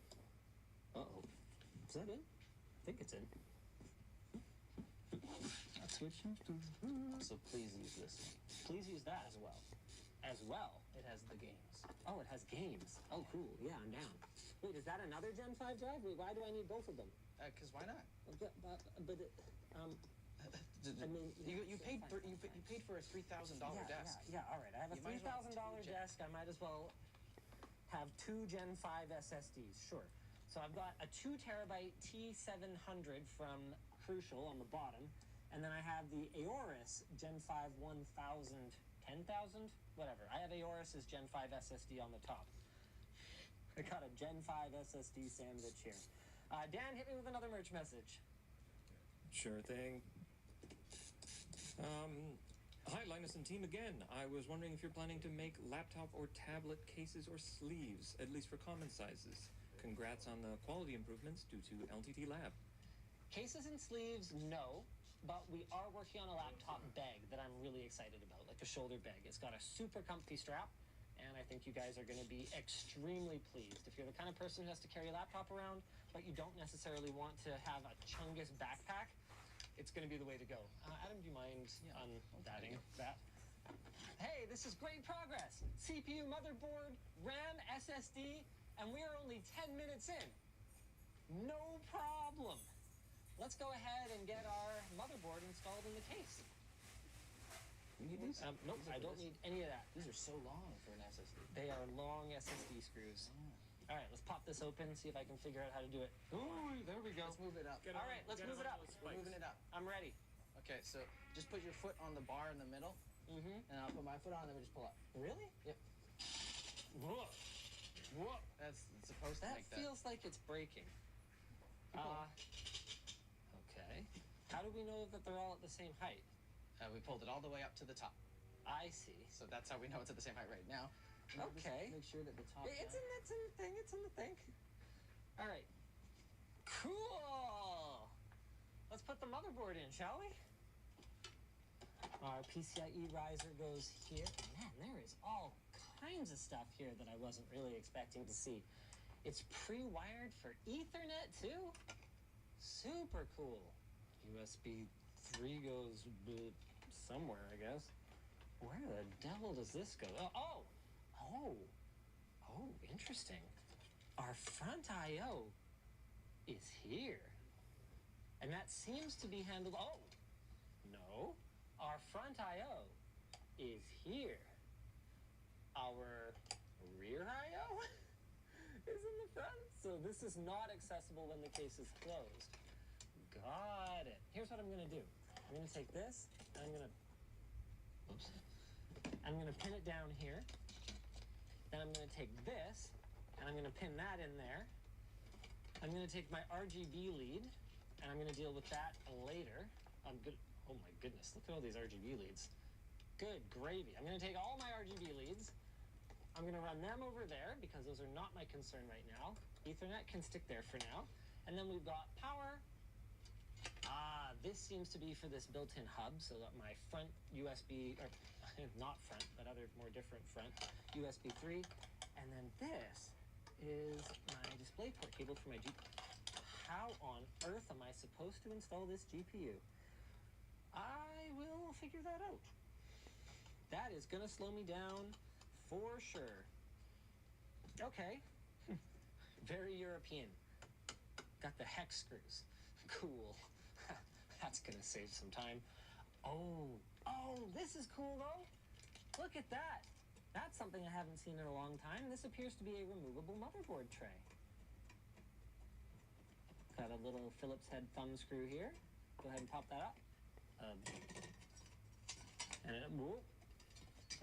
Okay.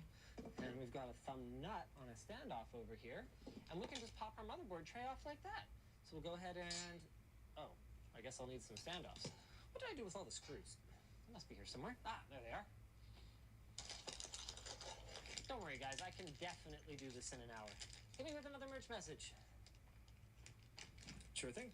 Hey, Linus, do you think we'll be seeing more consoles with the new APUs popping up? Or is the future handheld consoles with docks, considering how amazing the ROG Ally seems to be? That's a good question. Honestly, I think what we're bound to see is ASUS is going to get a big first mover advantage with the Ally. I would imagine they've worked out some kind of a deal with AMD where they're taking substantial volume of the new Ryzen Z1 Extreme, and that's going to lock them not necessarily lock them up with an exclusivity window, but it will make it so that I don't think ASUS will reasonably be able to supply anyone else for quite an extended period of time. So whether they have an exclusive or not, they're going to end up with a kind of de facto exclusive on it for quite a while. With that said, for some of the lower volume players, like the GPDs and Ioneos and 1X players of the world, I don't think they need such a huge allocation of chips that they wouldn't be able to at least start their product development and release a small quantity on Kickstarter or Indiegogo. So with that in mind then, I don't think anything would prevent them from releasing competing products. The big challenge is that this is going to come down to software.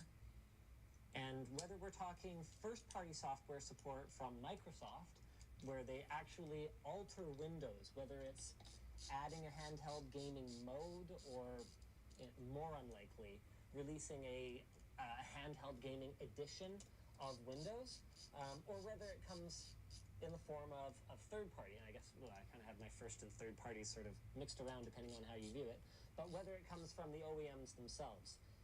And I've seen some good efforts there.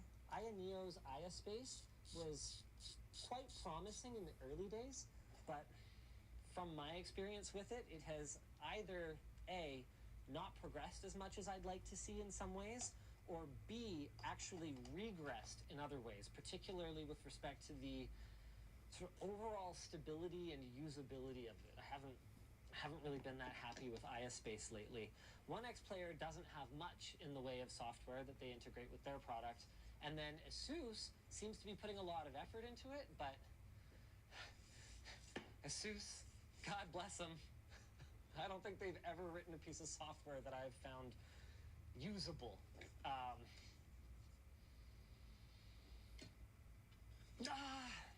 Armory Crate's a lot better now than it used to be.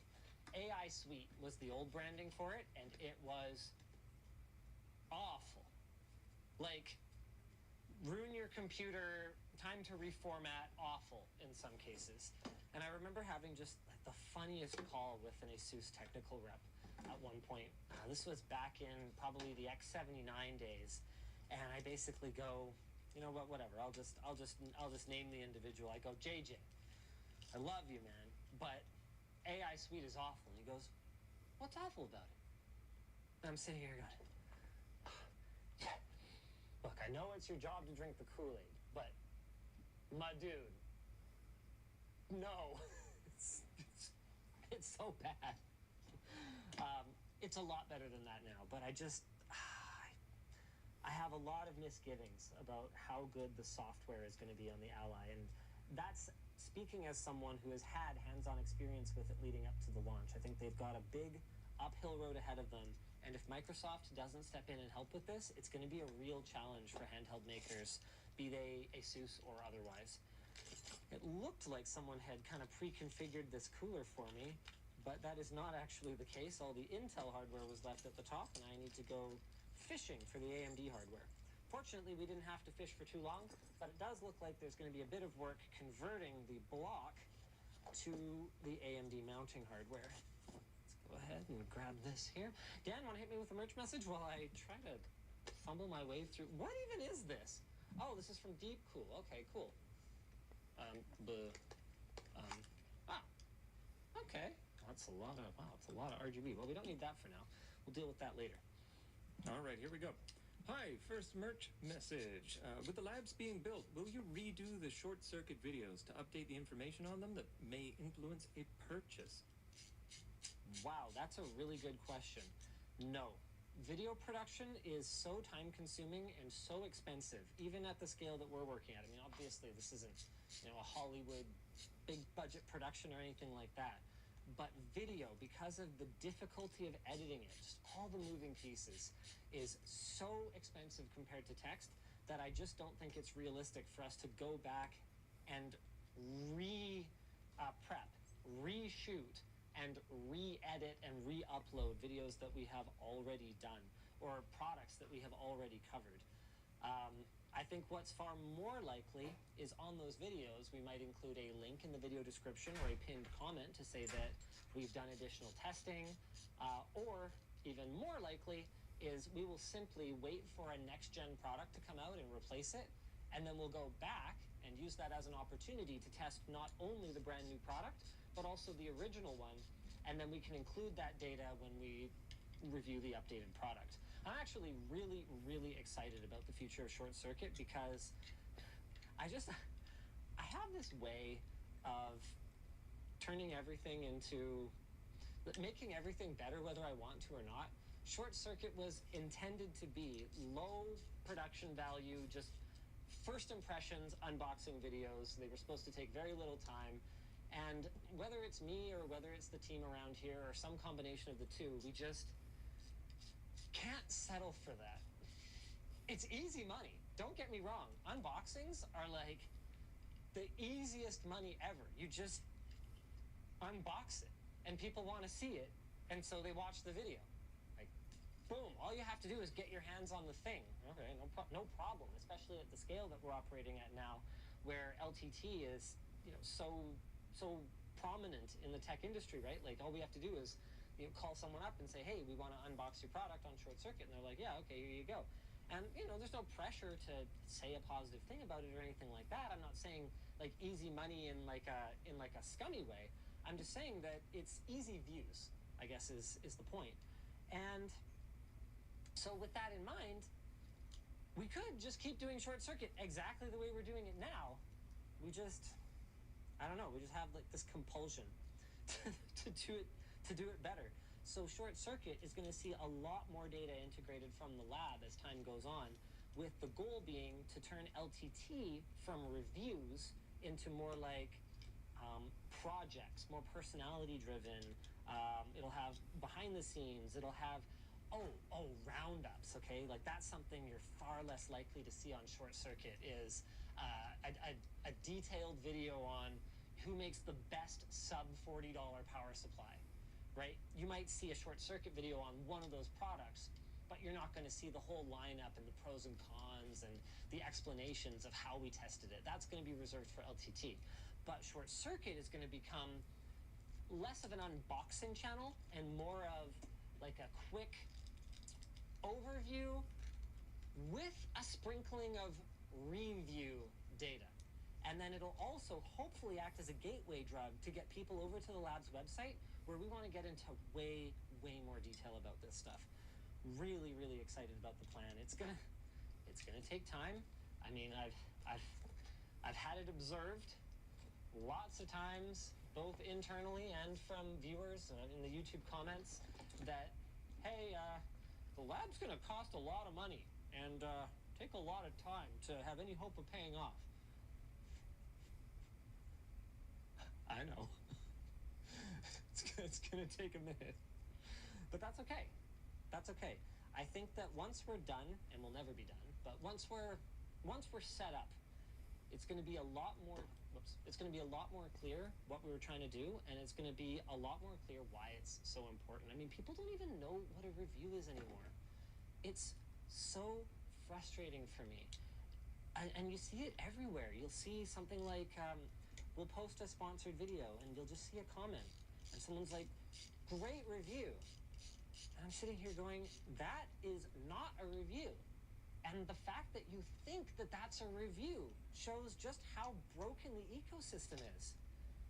Anything that is sponsored cannot be a review. It can still be honest. It can still be fairly comprehensive. It can still be fun. It can still be entertaining. But what it isn't and what it cannot be is a review. Never.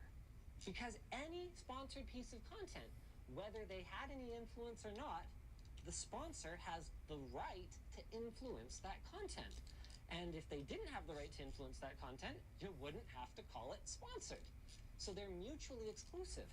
And the idea here is to take this sort of low-hanging fruit unboxing content and kind of like sneak in substance, you know?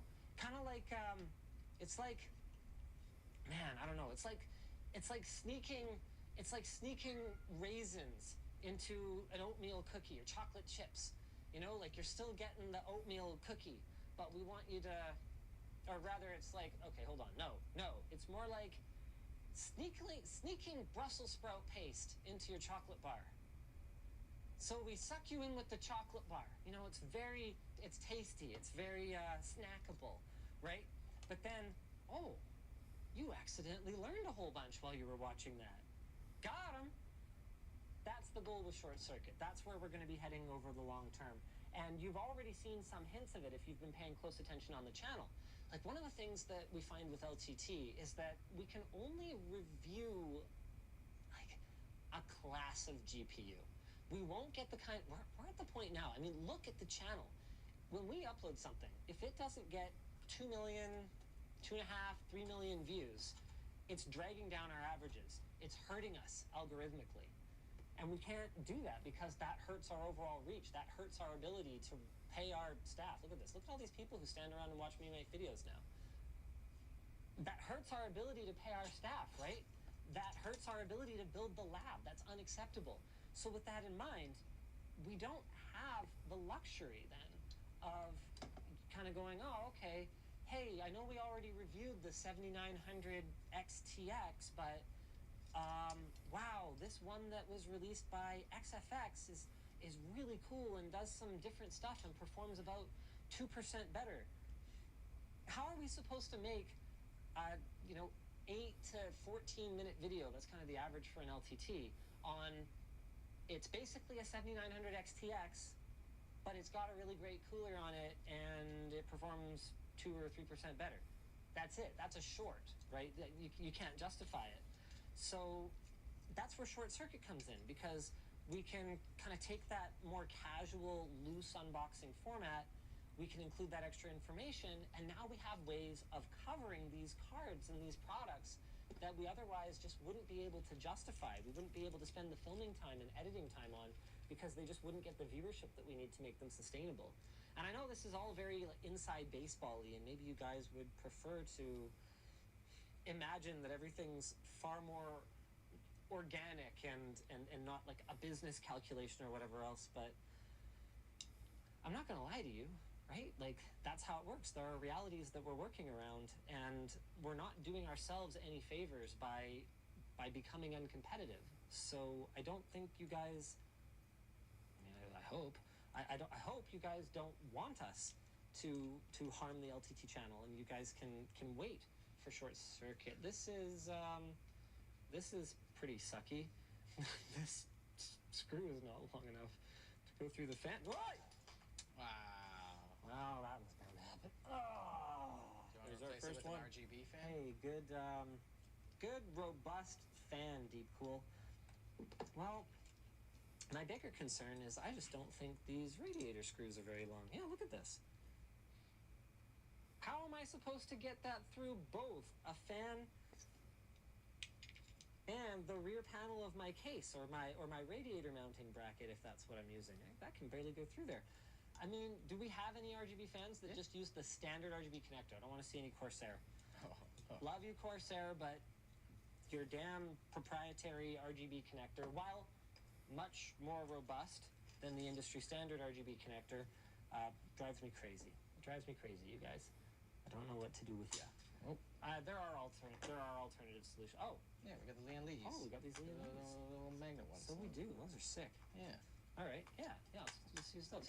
Did you specifically have those so that we could use them? Am I just not following instructions here? I just wanted nice RGB because we got this beautiful window. Right. That makes sense. And then these have the little headers. So you can daisy chain, and they have a normal. Sick. Yeah, this is awesome. Check this out. Pogo pins to handle power and RGB, so you only have to plug in one of the fans. That is so cool. Just awesome for wiring. Okay, let's go ahead and peel these peels, although I am still concerned that these are, oh really? My peel starter here didn't grab the thing. Okay, perfect. That's good. I am concerned that these screws are still not going to be long enough. Yeah, that's borderline. Do you mind grabbing me the radiator screws bin from the screws bin? Yeah. Cool. All right, well, in the meantime, what I can do is I can put the motherboard tray in, and Dan can hit me with another merch message. Yeah, I sure can. I have multiple X3D and none X3D 7950X CPUs. 7950X CPUs. At first, I didn't mess with SoC voltage with overclocking. I ran the CPU for about a month and then changed my SoC voltage to 1.25. Is my CPU degrading? Okay. Yeah, that's a really good question, actually. The answer is yes. From the moment it is birthed in the fab to the moment it ultimately dies, your CPU is degrading.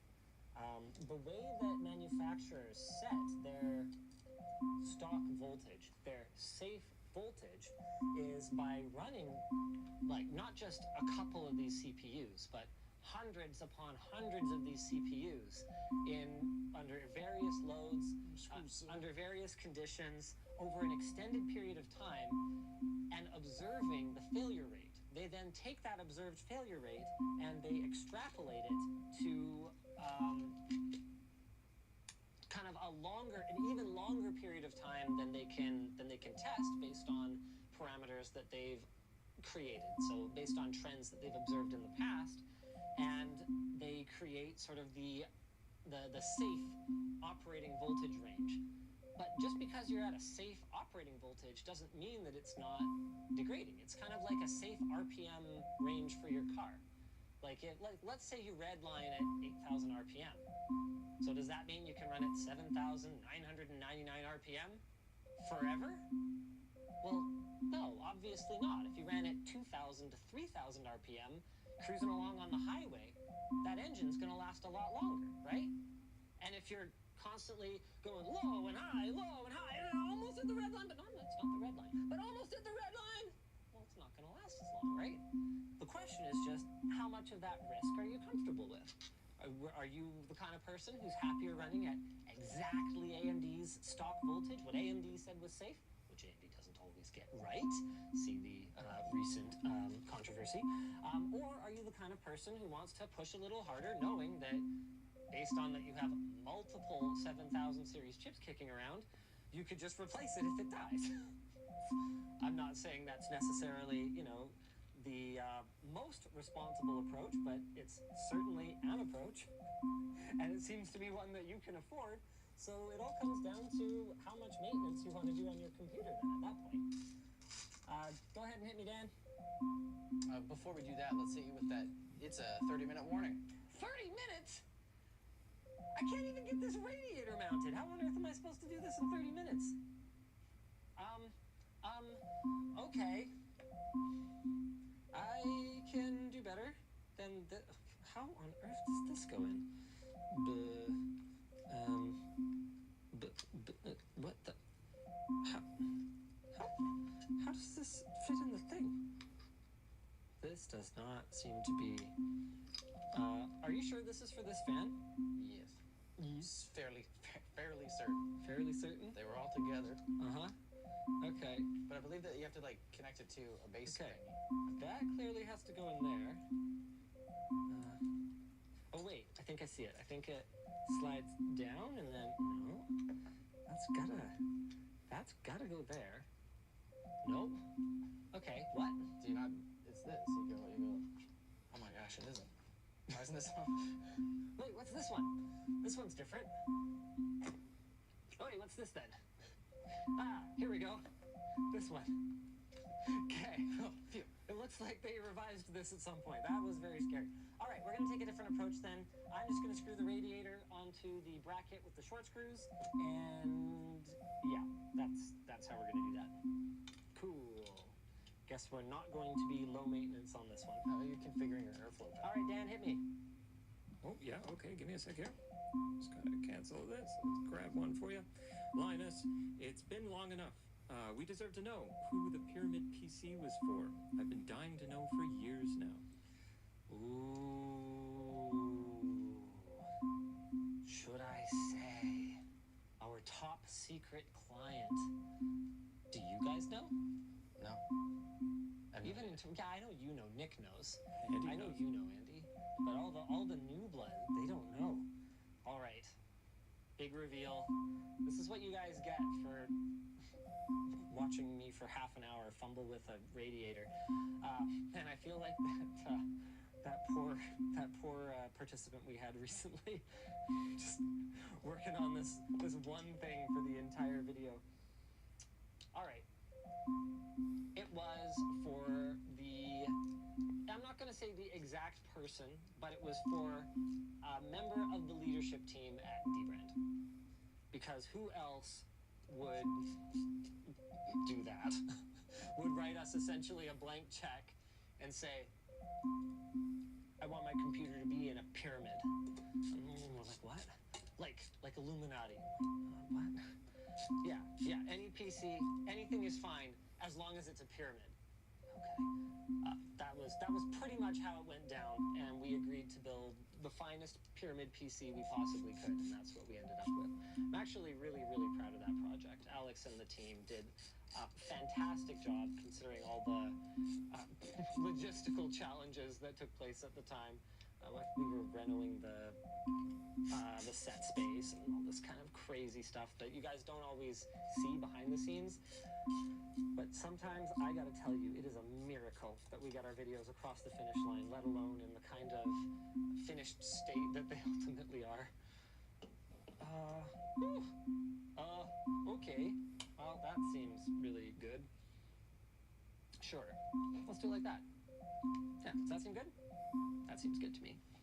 Everything about this situation right now seems good to me. Dan, hit me. Sorry, just laughing at that motherboard dangling by the tubes.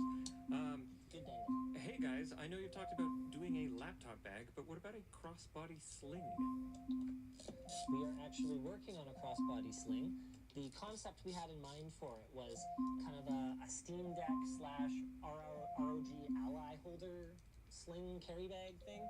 The problem is that there's such a range of handheld gaming device sizes and shapes that we're having a really hard time nailing down something that fits all in one size.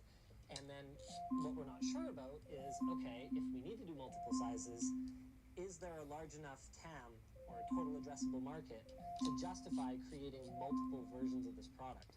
Because what we're realizing is that something like a Steam Deck has absolutely no chance whatsoever of fitting in something that's designed for, say, the Switch OLED.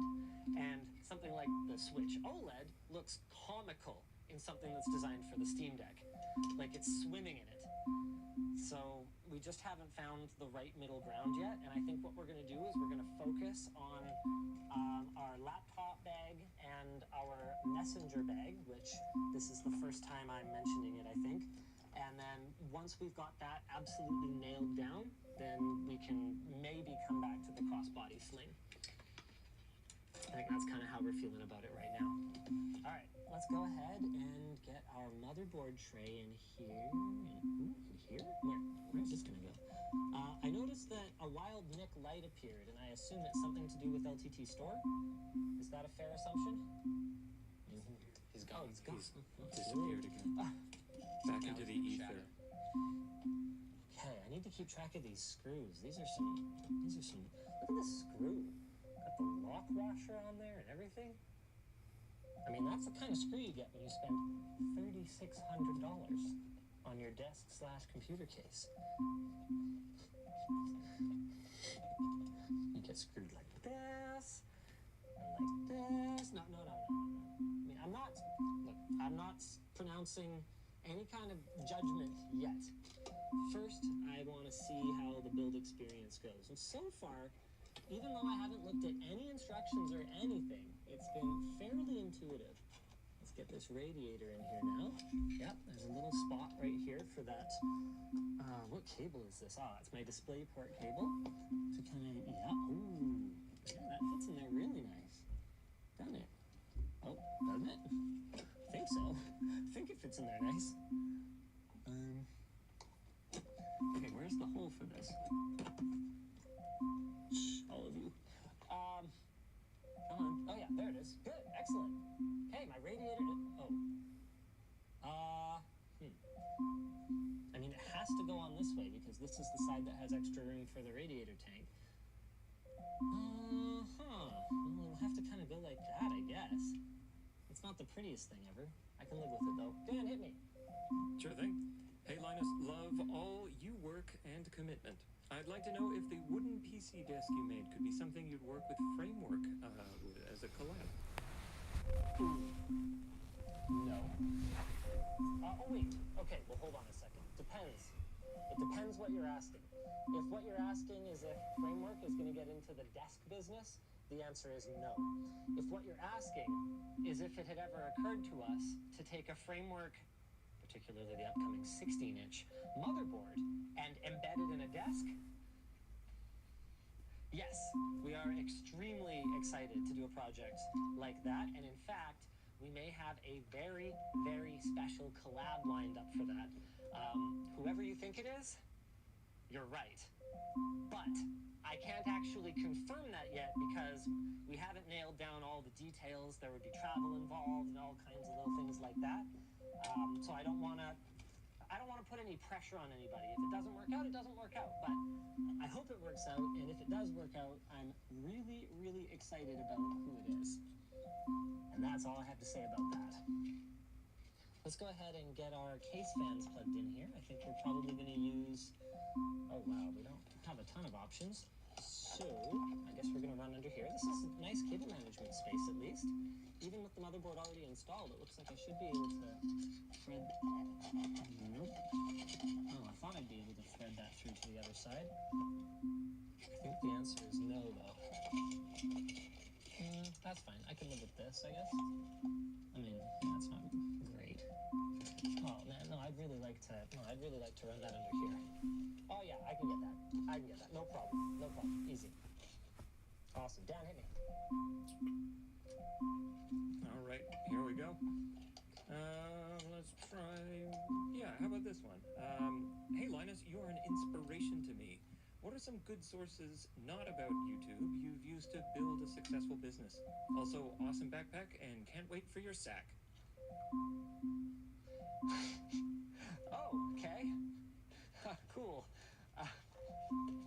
Oh, right, I guess you ordered a tech stack. That makes sense. Man, business resources. The best answer I can give for that is that I just read a lot.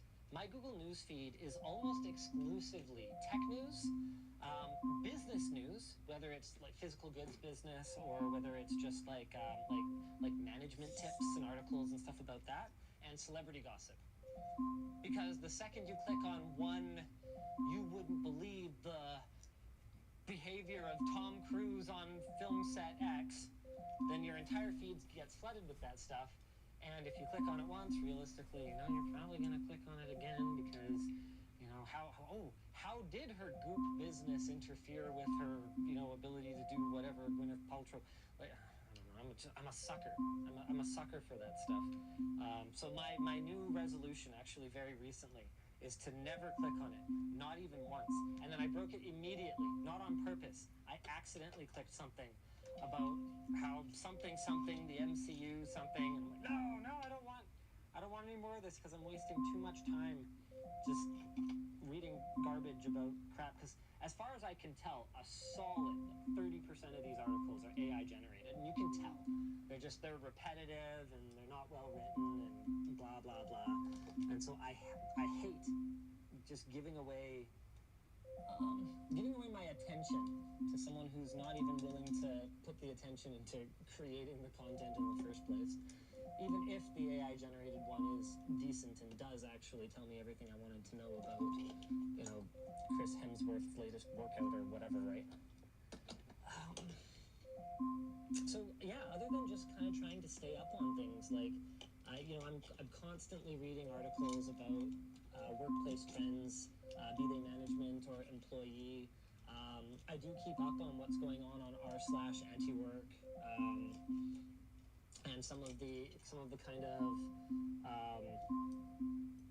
anti-company sort of subreddits, just so that I have, you know, some idea where people's headspaces are at. It doesn't necessarily mean that I agree with every viewpoint that I read there. Like, obviously, I come at it with multiple perspectives, having worked as an employee and as an employer. But it's good to know, right? It's good to know what's kind of trending, what people are thinking. You know, I don't want to get blindsided by quiet quitting, right? I don't want to wait to notice that a bunch of people are not actually working anymore and just kind of waiting to be fired. So yeah, that's pretty much how I do it, I guess. You just have to kind of show an interest, and the almighty algorithm will keep feeding you whatever you tell it you want to see, I guess. You got about 15 minutes left. I'm working on it! I just plugged in my Ethernet. Yeah, that's the most important thing to be putting in the computer right now. Well, yeah, I do. Yeah, okay, fine. I have to do it in here because it's a pass-through. I don't even know where the Ethernet comes out. Yeah, we'll find it later, I guess. Do you want another one? I don't know where I'm going to put this RGB doodad because I don't want to see it through the top. But it's got this mess of cables on it. Maybe I can just stick it over onto the other side. Here, would you guys mind taking this? Plus, there's my mounting hardware. All right, see you later. You're one of these? Cool, thanks. I mean, yeah. Ooh, a cable tie. LTTstore.com. Reasonably priced, very well reviewed. People love our cable ties. In fact, pretty much everything on the store is like 4.5 stars or better. Let's say 4.3 stars or better. I don't want to falsely represent anything. All right, Dan, hit me. Sure thing. Let's get back to it here.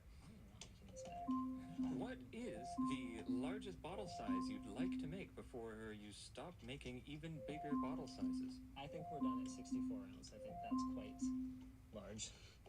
I think that's enough large. I mean, you could make one the size of those, like, you know, workplace water cooler bottles. Yeah, I mean, we could. I think if it was a vacuum-insulated one like the rest of them, it would weigh a flippin' ton. You could put a handle on each side. You know. I'd say something more likely for you to see from us would be some kind of, like, modular water bottle system. What that means, I will allow you to imagine. That hurts my brain. Here's a fan extension. Where did this come from? Uh-oh. Hopefully not from these. Okay. Okay, so CPU fan.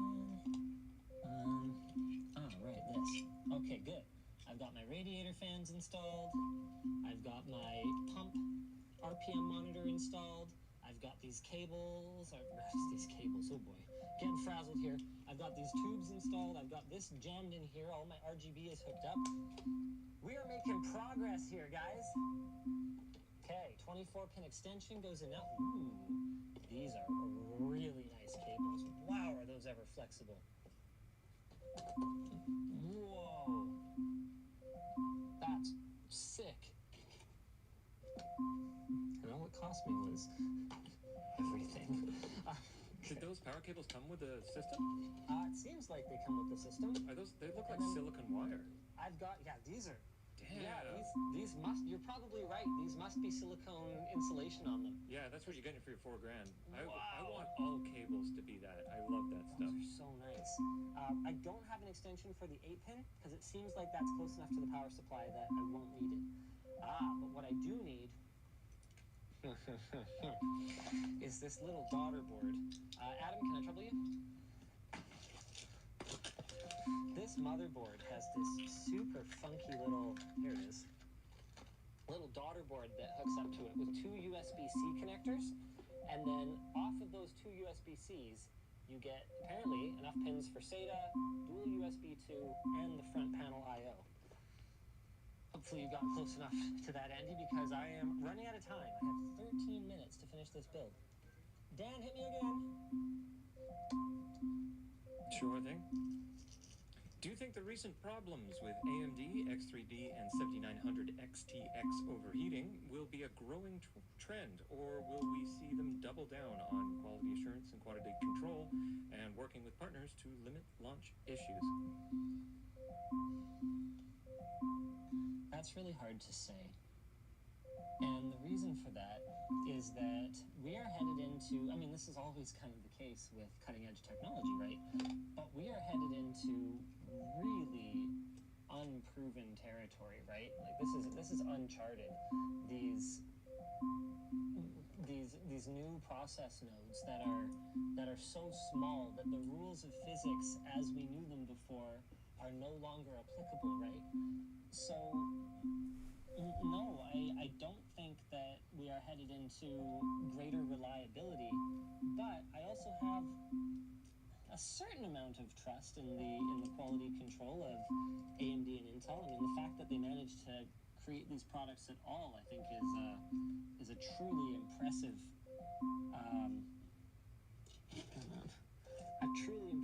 show of their engineering prowess.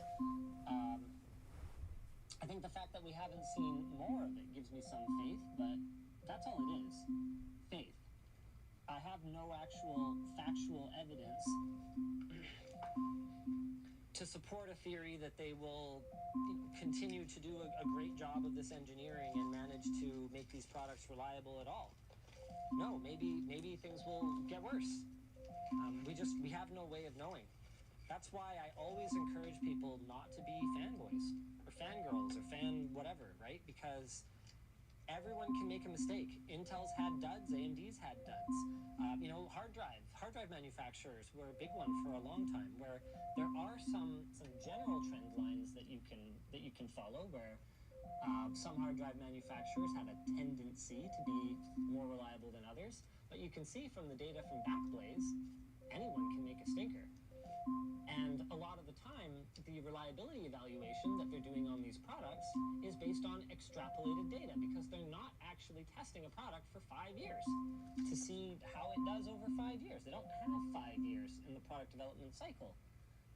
So knowing that, we know that everything's kind of the best guess, and we just hope that the people guessing are a lot smarter than us, and sometimes they are, and sometimes they are, but they make a mistake.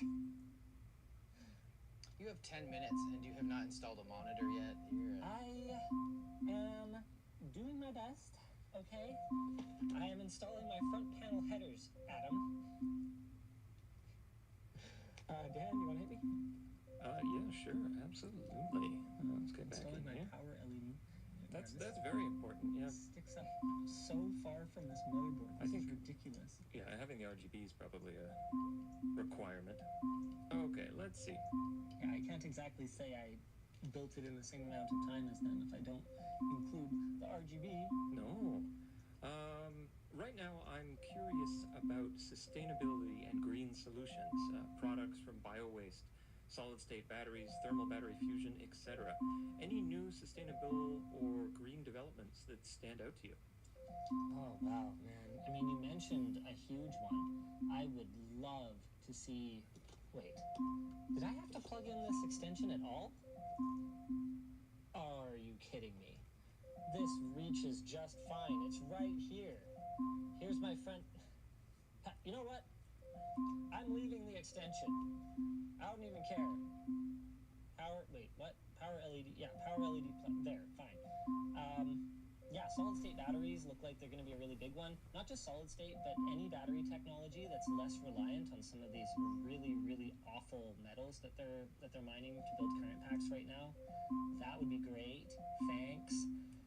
I'd love to see solar finally make sense anywhere other than like Texas.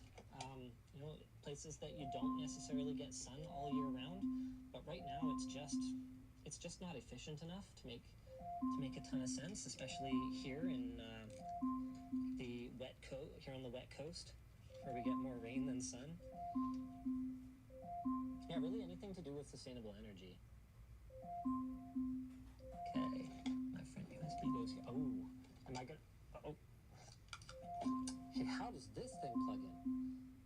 Oh, good, another RGB header. I have 5 RGB plugs in this system. That is wild, and I'm not even done yet. I don't think. This one's daisy chainable. How does this go on? Oh, I guess it doesn't really matter. Cool. So it just goes on like that. And then that goes like that. Hey, awesome. And then this, plug into my RGB hub there. It's nice that they include an RGB hub. Although, again, for the price. Yeah, that's sort of bare minimum. Anywho. Okay. Cool. This is more progress than it probably feels like, guys. I've got all my front panel fidgety stuff, or finicky stuff hooked up. I don't see anywhere to plug in my front panel audio, to be honest with you. I don't know how that works on this motherboard. Adam, does this motherboard have front panel audio? Do you know? Better. It's I mean, is it in the same weird spot? I would think so. Where it's like on the I super duper don't see it. That's USB. Here. Nope, nothing there. Do you think that maybe they included some sort of like paper that had information on it that would tell us where things are? Oh my. So you're gonna be like that. I'm just wondering if maybe they did. I see you found it. Yes, I was using the manual before. Thank you very much. This guy. Internal I/O. It says front panel header. No, sir. I don't believe this has front panel audio. Oh, you know what it is? It comes with a USB DAC. Oh. So this is your audio interface for them. We lost something in the case. Well, that's cool. Thankfully, I have the LTT Source screwdriver complete with strong magnet. There's your screw. It's interesting that was with that bag. Okay. Well, I'm not going to use that. Okay. So, see you later. See you later, buddy. Cool. This is great progress. You have 5 minutes. Look, I just want to give you the most information Pick up possible. the pace. Look how few things are on that table still, though. Okay, the whole GPU. You got a monitor, you got a pair of headphones, you got a GPU. Okay, well, You got some more fans to put in, power supply. You gotta do the entire power supply routing. If you want to do more than criticize, you can unbox the monitor. That should have been done already. Our policy for live streams is no cases in boxes, no monitors in boxes. Unboxing monitors and cases contributes absolutely nothing to live content, which is really funny because unboxing monitors and cases used to be pretty much the lifeblood of the channel. How far we've fallen. How things change. Far we've fallen. Start shooting outside again. That's not fair. I mean, I'm down. Park bench, let's go. I'm down. It's so nice out today. Working around the lousy weather in Vancouver, though, was a real challenge. That's why, if you watched the videos back in the old days, you would often see that without any wardrobe or set changes, that is to say, I was wearing the same clothes in the same place, we'd upload 4, 5, 6, 8 videos in a row. Yeah, not an accident. That's because I had a nice day outside, and I was able to take advantage of it. All right, we've got the return of these thumb screws here to remove what appears to be a little cooling shroud. All right, yep, that's more molded parts. That definitely contributed to the cost of this thing. Hey, there it is. Made in Finland. Uneven. Okay. Our SFX power supply. This is an 1100 watt power supply? I mean, I guess if we got $3,600 to spend on our desk, we can afford this. Sure. I could pull this bracket out, but I don't have to. Because I have a prototype stubby version of the LTT screwdriver. Yes. So excited. Chance to use it. Come on. Come on out, little buddy. That's what I call him. I call him my little buddy. There he is. Whee! So cute. I think the team is still trying to launch this around the LTX time frame. That would be kind of amazing because they also have some like new colors and stuff that they're trying to launch of the full-sized one. Or wait, have we talked about that before? Maybe. A little bit. Either way, check this out. Stubby screwdriver, here we go. Does that have an injection molded handle, or is it still a prototype? No, this is a 3D printed handle. We just have way better 3D printers now, so we can build fully functioning prototypes just with 3D printed hardware. And it's nylon too, right? Same material as the screwdriver. Freaking awesome. Incredible. That is how we do it. Can start the screw with the ratchet. There's a low back force. All right, get in there. Get in there, buddy.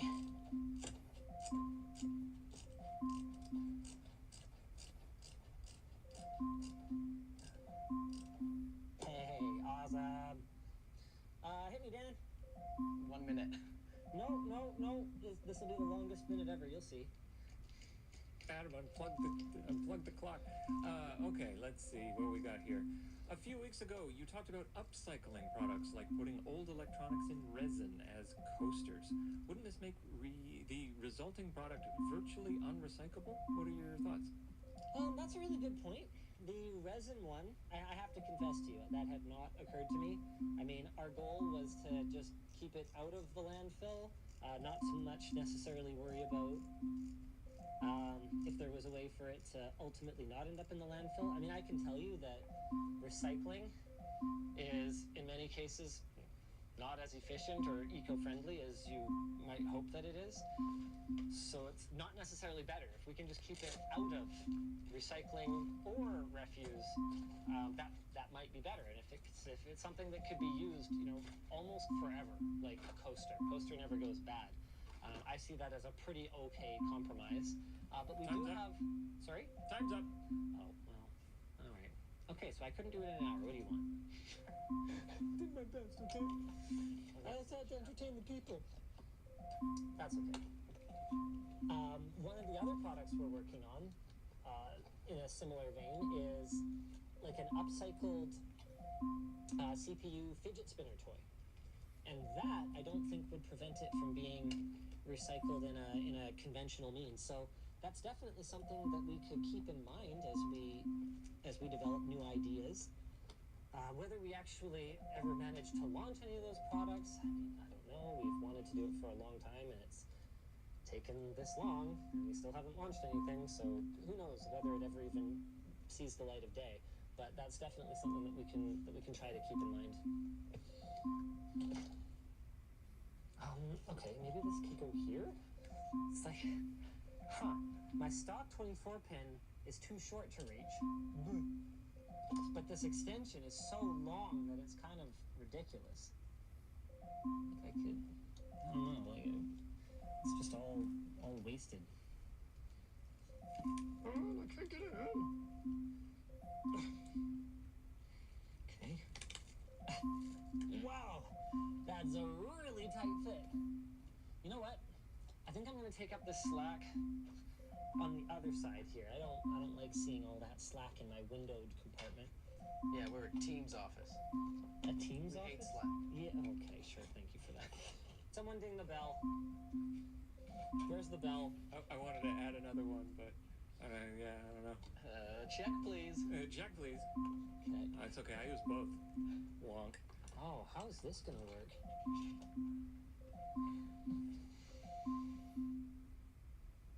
Huh. Any cable management I do in here. Ow. Bit me.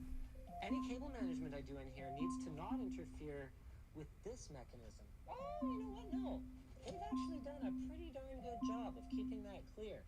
As long as I can stuff all my cable mess in here, I think we're good to go. There's a little cover here that sits and keeps this from bothering my cables. Okay, good. That's really good news. Let's go ahead and do our 8-pin CPU power connector. Where are you at, buddy? Oh, up here maybe. Hit me, Dan. Sure thing. Hey, Linus, longtime fan of the channel. What has been one of the hardest videos to shoot? Oh, it sounded like you were going to keep talking there. No. One of the hardest videos to shoot. Man, I'd say that April Fool's video was pretty challenging. That was, well, not challenging for me necessarily. The team did an amazing job of lining everything up. I've got to especially, not just Riley, but I've got to especially give Riley kudos for that.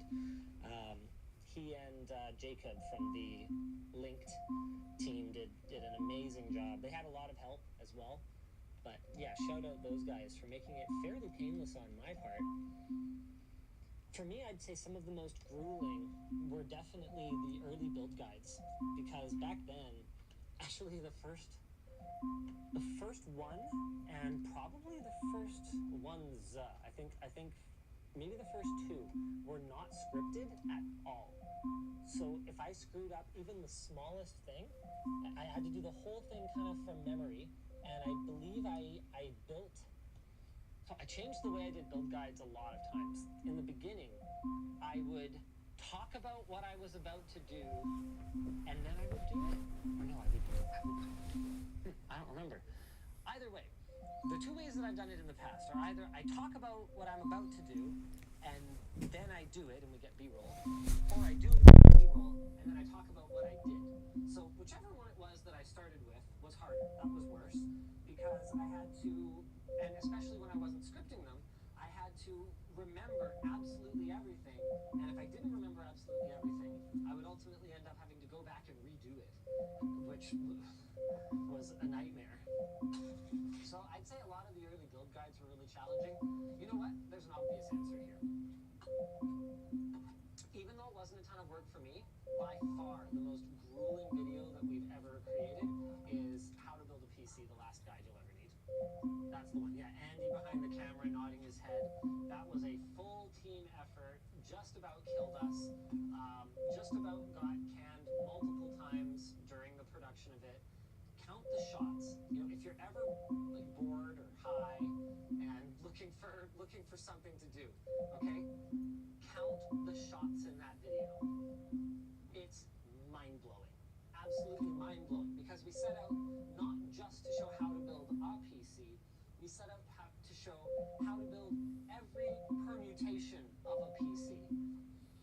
I think what we'll probably end up doing, even though that video's got 7-8 million views or something already, like at least it worked. It was a bit of a slow burn. Like when it first got released, some of the people who worked on it expressed some dissatisfaction with, you know, how challenging that process was and how unrewarding it felt after all that time, and you know, not feeling like it was a huge success.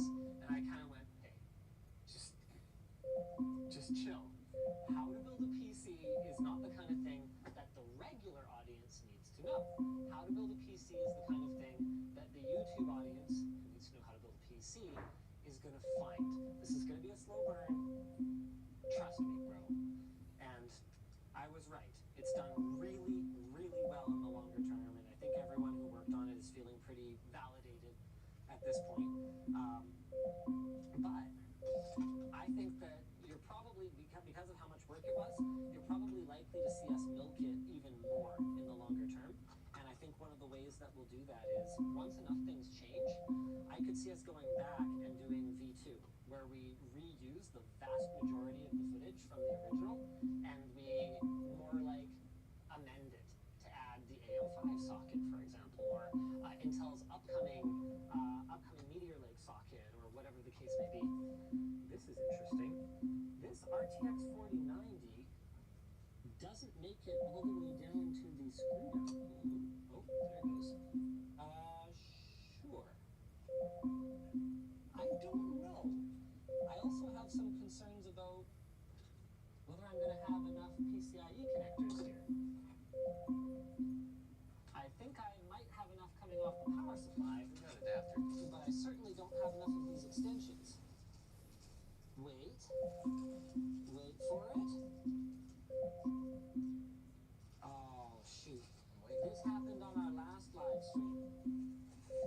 So here's the thing. Yeah, but I don't have enough 8 pins. No, just a C. That's the thing. Oh, wait. No, this is the right one. Oh, sick. Oh, this power supply has the new... Okay. There's a version of this 12-pin connector that is only 12 pins that doesn't have the additional 4 pins. So really, even though only 12 of them are involved in power delivery, this is more like a 16-pin connector. Same as the one. No, I don't want that. You want just giving an example. Oh, well, yeah, the problem is just that I don't have enough extensions for this one. Sorry. I need 4 extensions. Is that an extension? No, it's a long one. This is not an extension. They don't have an extension. Oh. I don't know if we have any extensions of the 12. Oh, okay. Well, anyway, we ran into an issue on our last stream where we were using a 12-pin one that didn't have the additional 4 sense pins, and it wasn't working. And I blanked on it. I was like, oh, this should be working. But 40 series wants the sense pins, and that one would only work on a 30 series card. Thank you, NVIDIA, for your proprietary, stupid power connector. I mean, it's probably not stupid. I'm sure the engineers who designed it, who are much smarter than me, did a really good job or whatever. But it's inconvenient from an intercompatibility standpoint to have this power connector that only NVIDIA uses. I'm really glad that I can run just one cable though. That's certainly convenient for a build like this. Look at that. It's actually, don't look that closely at that. That is not the world's greatest cable management. Man, I went and I raved about how amazing the quality of these extensions was, and I barely got to use any of them. I only used the 24-pin, and I mostly hid it away. Alright. Oh, that's fine. I mean, the more cables we can hide, the better, right?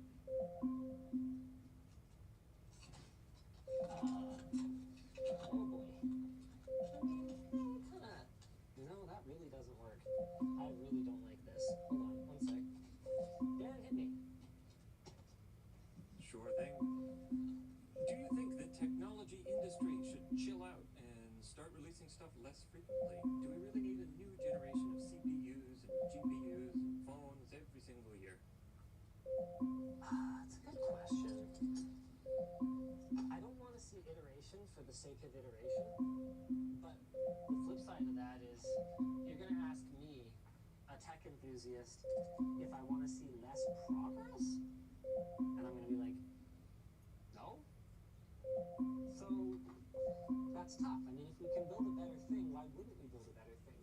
The better thing will be more useful for more longer, theoretically, right? Would you trade? We'll use less power. We'll do more performance with the same power. You know, whatever the new design goals are, right? Would you trade like fewer releases but more progress? So like if it's 2 years between releases but the gaps end up being bigger because they're not wasting all these resources to release a product that's just a half step. Well, see, that's a good question too, but the thing is that a lot of product development in the tech industry is very iterative. So they take steps, and every step that is feasible to productize, they do, and they take that money that they make on that step and they put it into another step. That's the circle of tech life, right? And so in theory, yeah, it'd be great to take bigger steps, and if we don't have to do them so frequently, so we can have a more chill, relaxed upgrade cycle, I guess, yeah, that's good. But the thing is that you also gotta take responsibility for the part that you play in this. Just because an upgrade cycle is there doesn't mean that you have to buy it. You can just not. So you can create your own bigger jumps less frequently if that's what you desire. Nothing prevents you from doing that.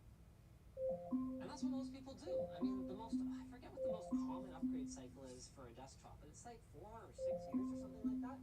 Very few people are out there going, oh, Ryzen 7000 just launched. I need to throw my Ryzen 5000 in the garbage and get a new one. And it's always funny to me because you'll particularly see it in the tech press, right? You'll have reviewers talking about upgrading your last gen product. That's what people are doing.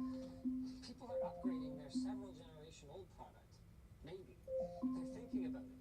Anyone who has a last gen product, unless they evaluate the stuff for a living, is not even remotely interested in upgrading immediately after they just bought something. That's like, it's like a car reviewer saying, oh, here's the new Golf, whatever. So those of you who have the last year's Golf, or if you're looking to upgrade, here's what you can look for. What? No? No, people upgrade on a cycle, and with a car, it's maybe more like 5 or 10 years, 15 years even. So I say you are the master of your own destiny, and don't do anything just because you felt pressured by YouTubers building sick esports gaming machines or on stream or whatever in desk cases that cost $3,600. You don't have to buy any of that stuff. You especially don't have to buy a desk case that costs $3,600. Dan, hit me. Sure thing.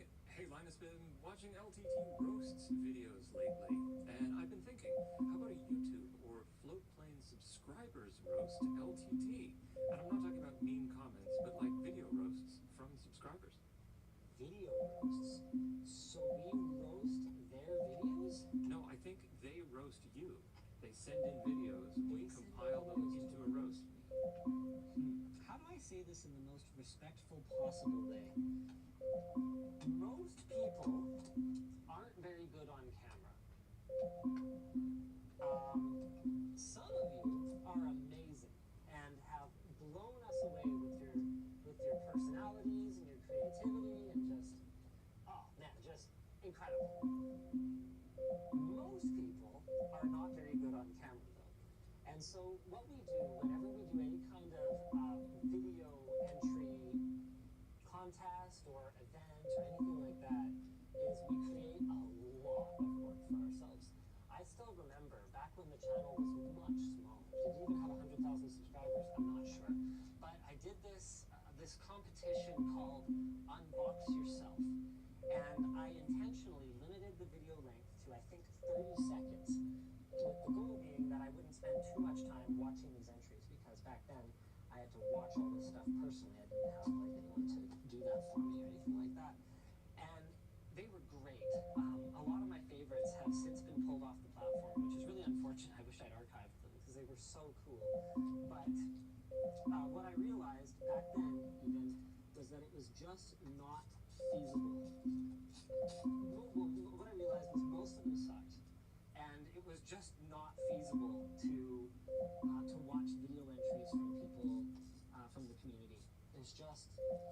there's just too many, and there's a lot of garbage to sift through, so it's really challenging. I think that's the unfortunate reality for this particular suggestion. It's a really cool idea, but like so many really cool ideas, once it makes its way into the real world, it just kind of falls apart. Yeah, Hey, Dan. they can just stick to roasting us in the comments. Yeah, the comments are fine. Yeah, that hurt, those hurt enough.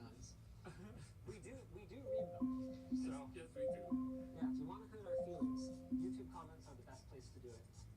So you heard it here first, folks. Okay, let's see. What are your top upgrades you'd like to see for the next Stream Deck? OLED, better battery, better battery. Well, you're gonna go answer the question for me. Hold on, OLED. hold on. He said Stream Deck. No, Steam Deck. It's gotta be Steam Deck. Yeah. It has an R in Stream it. Deck. It has an R in it. Oh, I don't. He definitely. No, it says Steam Deck later. Okay. Okay. Do you want it to have OLED, battery management, bigger screen? What can a Steam Deck competitor do to get an edge over Valve? Yeah, I mean, I think that ASUS has done a really great job of identifying the key weaknesses of the Steam Deck. The ROG Ally is smaller. It's got a high refresh rate display, which is, oh man, it's so great. Playing a game like Hollow Knight at 120 hertz, honestly, I would rather stream Hollow Knight, like using Moonlight or something like that, or Steam Link, the Steam Link app. I would rather stream over my network at 120 frames per second than play locally at 60. Honestly, Scout's honor. It's just so much of a better experience. An OLED display would be colossal for me. I love that high contrast look that you get with OLED. Better battery life is that's a tough one, right? Because I think the obvious answer to better battery life is to just let's flip on this power supply switch before we close. Oh, it doesn't have one. Okay, so it's on as soon as it's on. That's a tough one, right? Because one way to do that is to just huck a bigger battery in it, but that's not necessarily the right solution because a bigger battery is going to be a double-edged sword. It's going to make it heavier, and that was something that I really noticed with the Logitech. What's it called? The G Cloud? Is that what Logitech's little streaming-only thing is called? G Cloud. Yeah, the G Cloud. Was man, I did not miss the weight of the Steam Deck. It made a way bigger difference than I expected. So I don't necessarily just want a gigantic battery in my device, especially after having that experience. So I'd like to see better battery life, but I'm sort of open when it comes to exactly how they do it. Can this go in, please? Hello? Ah, bit me. There. Okay. I think this used one of these funky thumb screws. Hey, I'm making progress. You're doing great. Yeah. Hey, thanks. only 20 minutes over time. Hey, look. I'm doing great. I'm taking that first thing you said and I'm running with it. I don't know if I'm doing a better job than them. This is not... I wouldn't describe this as easy to build it. So far it's pretty okay, but I'm coming at this as someone who's built at least 100 pieces. I don't know how many exactly. Dan, hit me again. Oh yeah, sure thing. Let's see. Okay, Andy? Plugged in a PC at you guys here? Let's go to that over Close here. this, it's gonna... I do not like that water tube that just gets mashed down like that. Yeah, this block causes a lot of complications because you wouldn't be able to wrap it. Really? Like you could just wrap it around. Like that's. You say that as the person who chose this block for me. Yeah. So, who would wrap it? Oh, no. Hey, okay, I'm gonna kind of just mash it. Oh, can I get this between the RAM and the thing? Oh, okay. This is one of those do as I say, not as I do things. I'm not gonna say to do that. Don't touch. Don't some like duct tape or something? Okay. Get it around the. The other side of the wall? That's actually pretty good. Yeah, I'm gonna. Sure. Yeah. You want to get a close up of that, Andy? It's pretty sketch. It's in there. Yeah. That's kind of in there. Yeah, that's no problem. All right, Dan, hit me.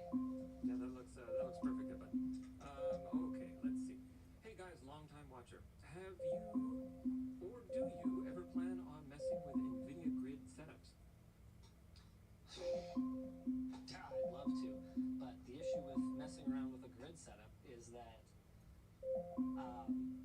NVIDIA's not going to just send that to us to play with, so we would have to buy it. And if we're going to buy it, well, that's way outside of our individual video budget. We couldn't possibly hope to make that kind of money or anything even close to it off of a single video. So we can't buy it for a video. So we'd have to have a legitimate use for it. And the reality of it is that we just don't have a legitimate use for that. So it's a cool idea, but a cool idea that I just don't think is happening. What have we gone with for our monitor here? Is this the 240 hertz OLED? It is. Ooh. Brand spanking new one from LG. Wow. That's pretty sick. Alright. I mean, can't complain about that. What I could complain about is the situation for setting up the mount here. Do I just have to lift this thing up and then kind of, oh wait, no, here's an idea. Okay, yeah, we go this way. Cool. Don't worry, I got this. I promise not to drop this monitor. Okay. Listen, I'm not going to be mad about it if it breaks. The orientation that I need to eventually land in is this, right? Because it needs to go like this, it needs to come up and it needs to be like that. So this is the bottom, which means that I need it to be like this, like that, if I want to do this. No, that is simply not going to work. Okay. Nope, I got this. I don't even need any help. I can do this in under an hour. This is like every morning when we wait for you to get into the office. Oh yeah, I'll be there at 9. Yeah. This meeting will only take 20 minutes. When did I ever claim I'd be at somewhere at 9? No one's ever gotten me on the record saying I'll be somewhere at 9. Look, you guys might be judging me right now, but here's the thing. Whenever I show up at 9, they're not ready for me. Yeah. So I just end up staying late anyway. So if I have to stay late anyway, then I might as well do emails or take care of some stuff at home first and then come in. And it is kind of nice to have like a half hour to an hour without you around. Yeah, thank you for that. Oh, you're welcome. That's okay. I never see it anyway. It was funny. James was going through. James was giving me a particularly hard time about me not being in early enough. So I had a week where I came in like very, very on time, and every single time they weren't ready for me. And I was like, okay, so are you gonna keep giving me a hard time about this? Yeah, I can see that happening exactly just like that. Yeah. Yep, it is what it is. I mean, the thing is, like, there's a lot of moving pieces, and back to what I was saying earlier about how video production is really expensive. It's because there's a lot of moving pieces. There's a lot to coordinate, and there's no such thing as being completely ready. I think we can continue to improve. There's always things that you can do to try and do better every day, right? But it's almost never ready to go first thing in the morning, and I understand that. So it's easier for me to just get some other stuff done. That's all. Okay. DisplayPort. You know what? Yeah. Okay. Fine. I didn't finish in an hour, but we are at what? An hour and 24 minutes. I'm close. Let's try out this mechanism here. So what are we looking? Ooh. What? Just okay.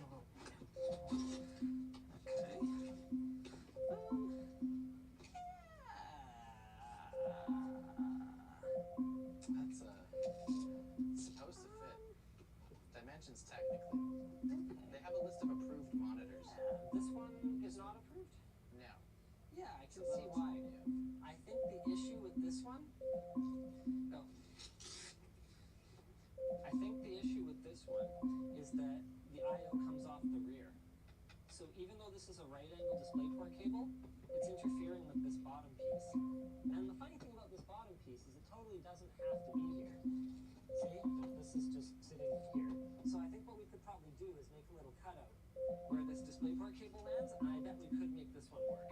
Can you not just unplug the DisplayPort cable temporarily while you put it You away? could also unplug it, I guess, but that's not the whole idea of the product, Dan. That makes sense. The whole idea of the product is it's grab and go.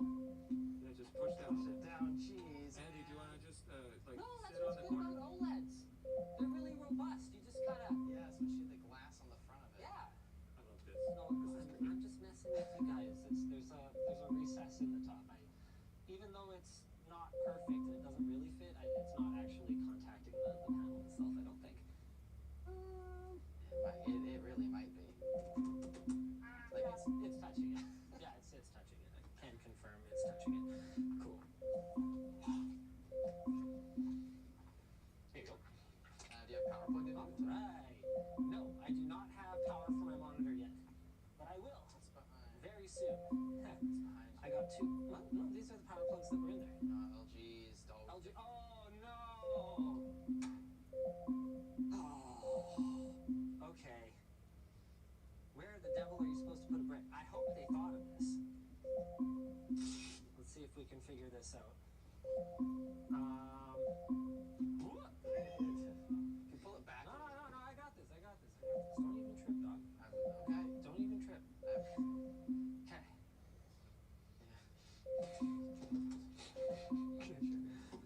Power brick. Wow. Well, you know what? This spot kind of looks like a little hidey hole. Maybe I could go in here? No. Where do the cables come? Oh, interesting. There's like a little power box here.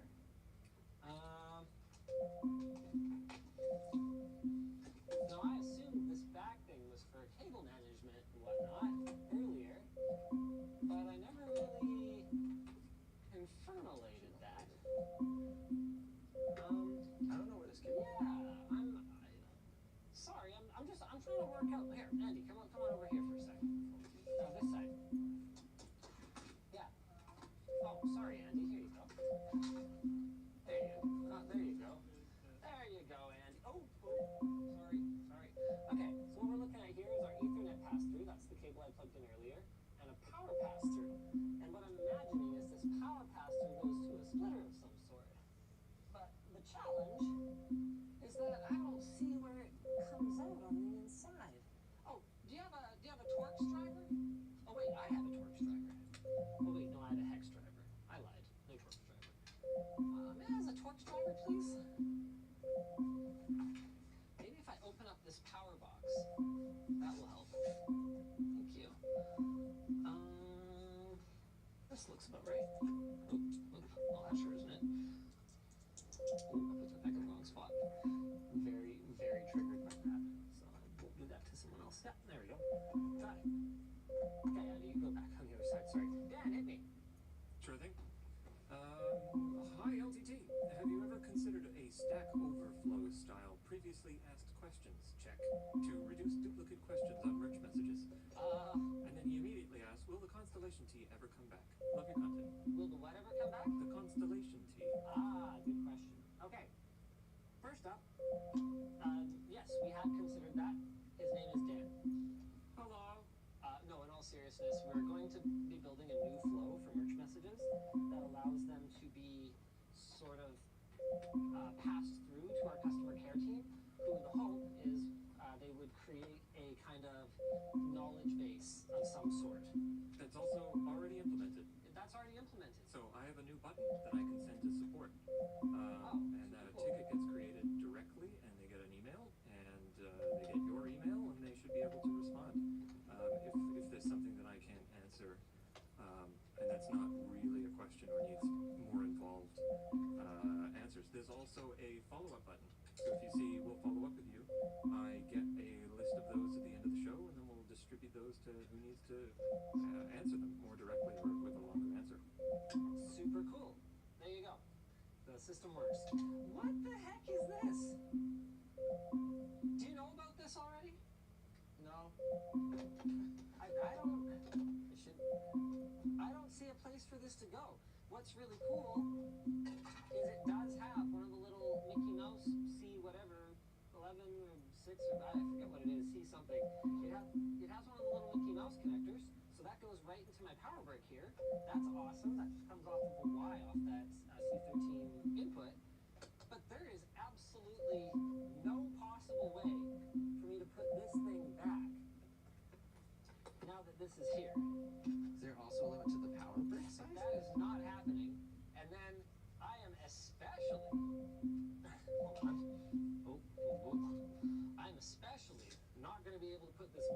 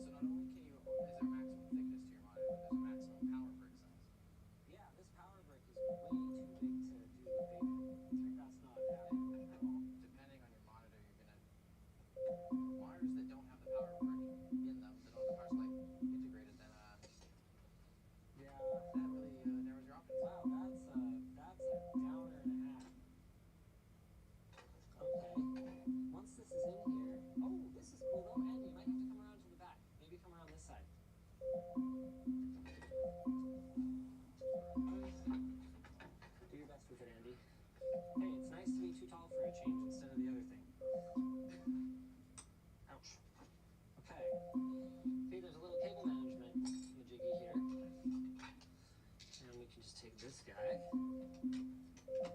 put him in here, right? Pretty nice. And this can go over here. And sometimes I feel kind of bad, right? Because clearly a lot of development and a lot of hard work went into this product. But it is, oh shoot. Where did that thumb screw go? Oh, nice. Anyway, it is not real easy to recommend. I mean, part of this is our own fault. We obviously made some configuration errors here, choosing a monitor that's not compatible with it, but I do also feel like at this kind of price premium, I would have expected a little bit more broad compatibility for monitors, especially when you factor in that they clearly know because the one they sent us didn't have enough room in here.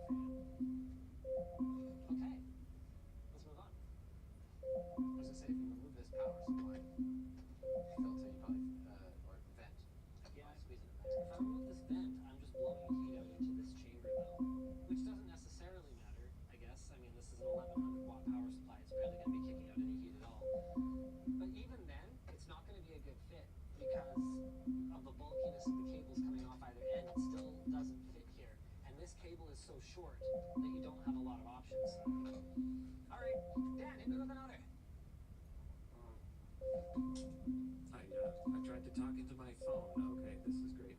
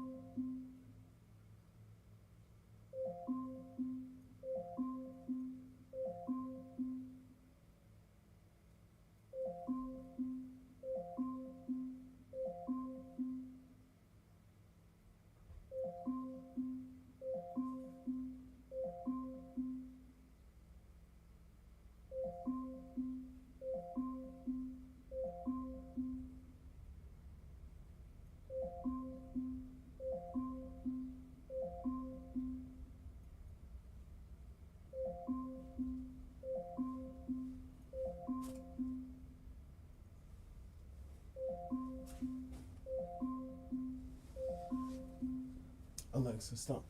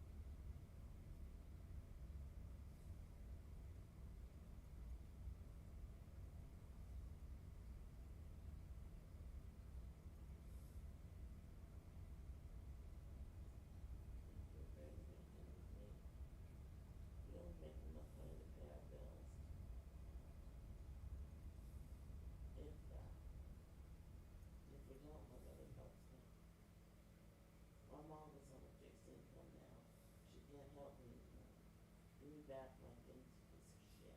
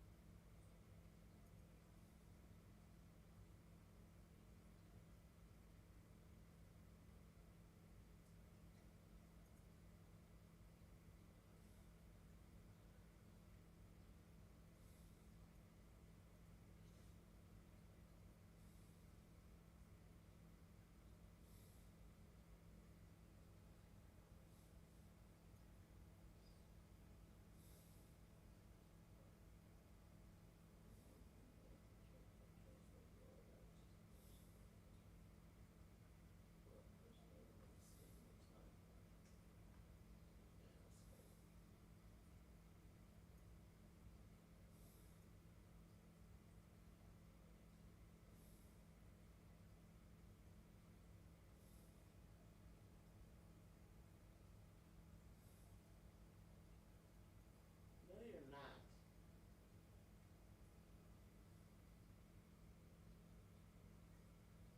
You said you were bringing everything back today. You said that the day before and the day before. You're just a lying sack of shit that's not even worth your salt.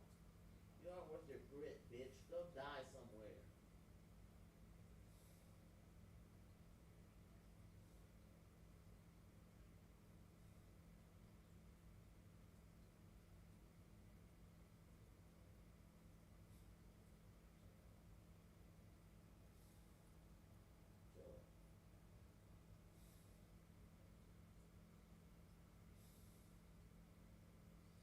You probably didn't murder her ass.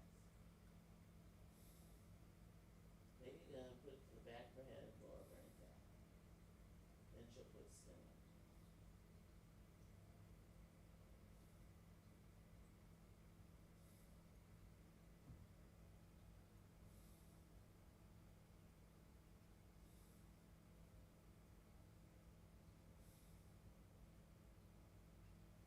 I don't wanna play it wasn't. I wanna play blow their brains out.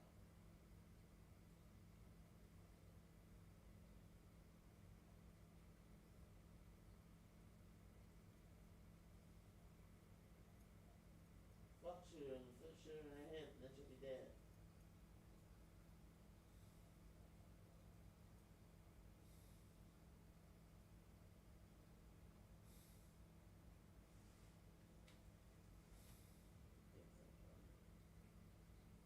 Be glad I don't have a gun to threaten you or insult me. I just shoot you in the head and take off the money, get you dead, you know, feel my love.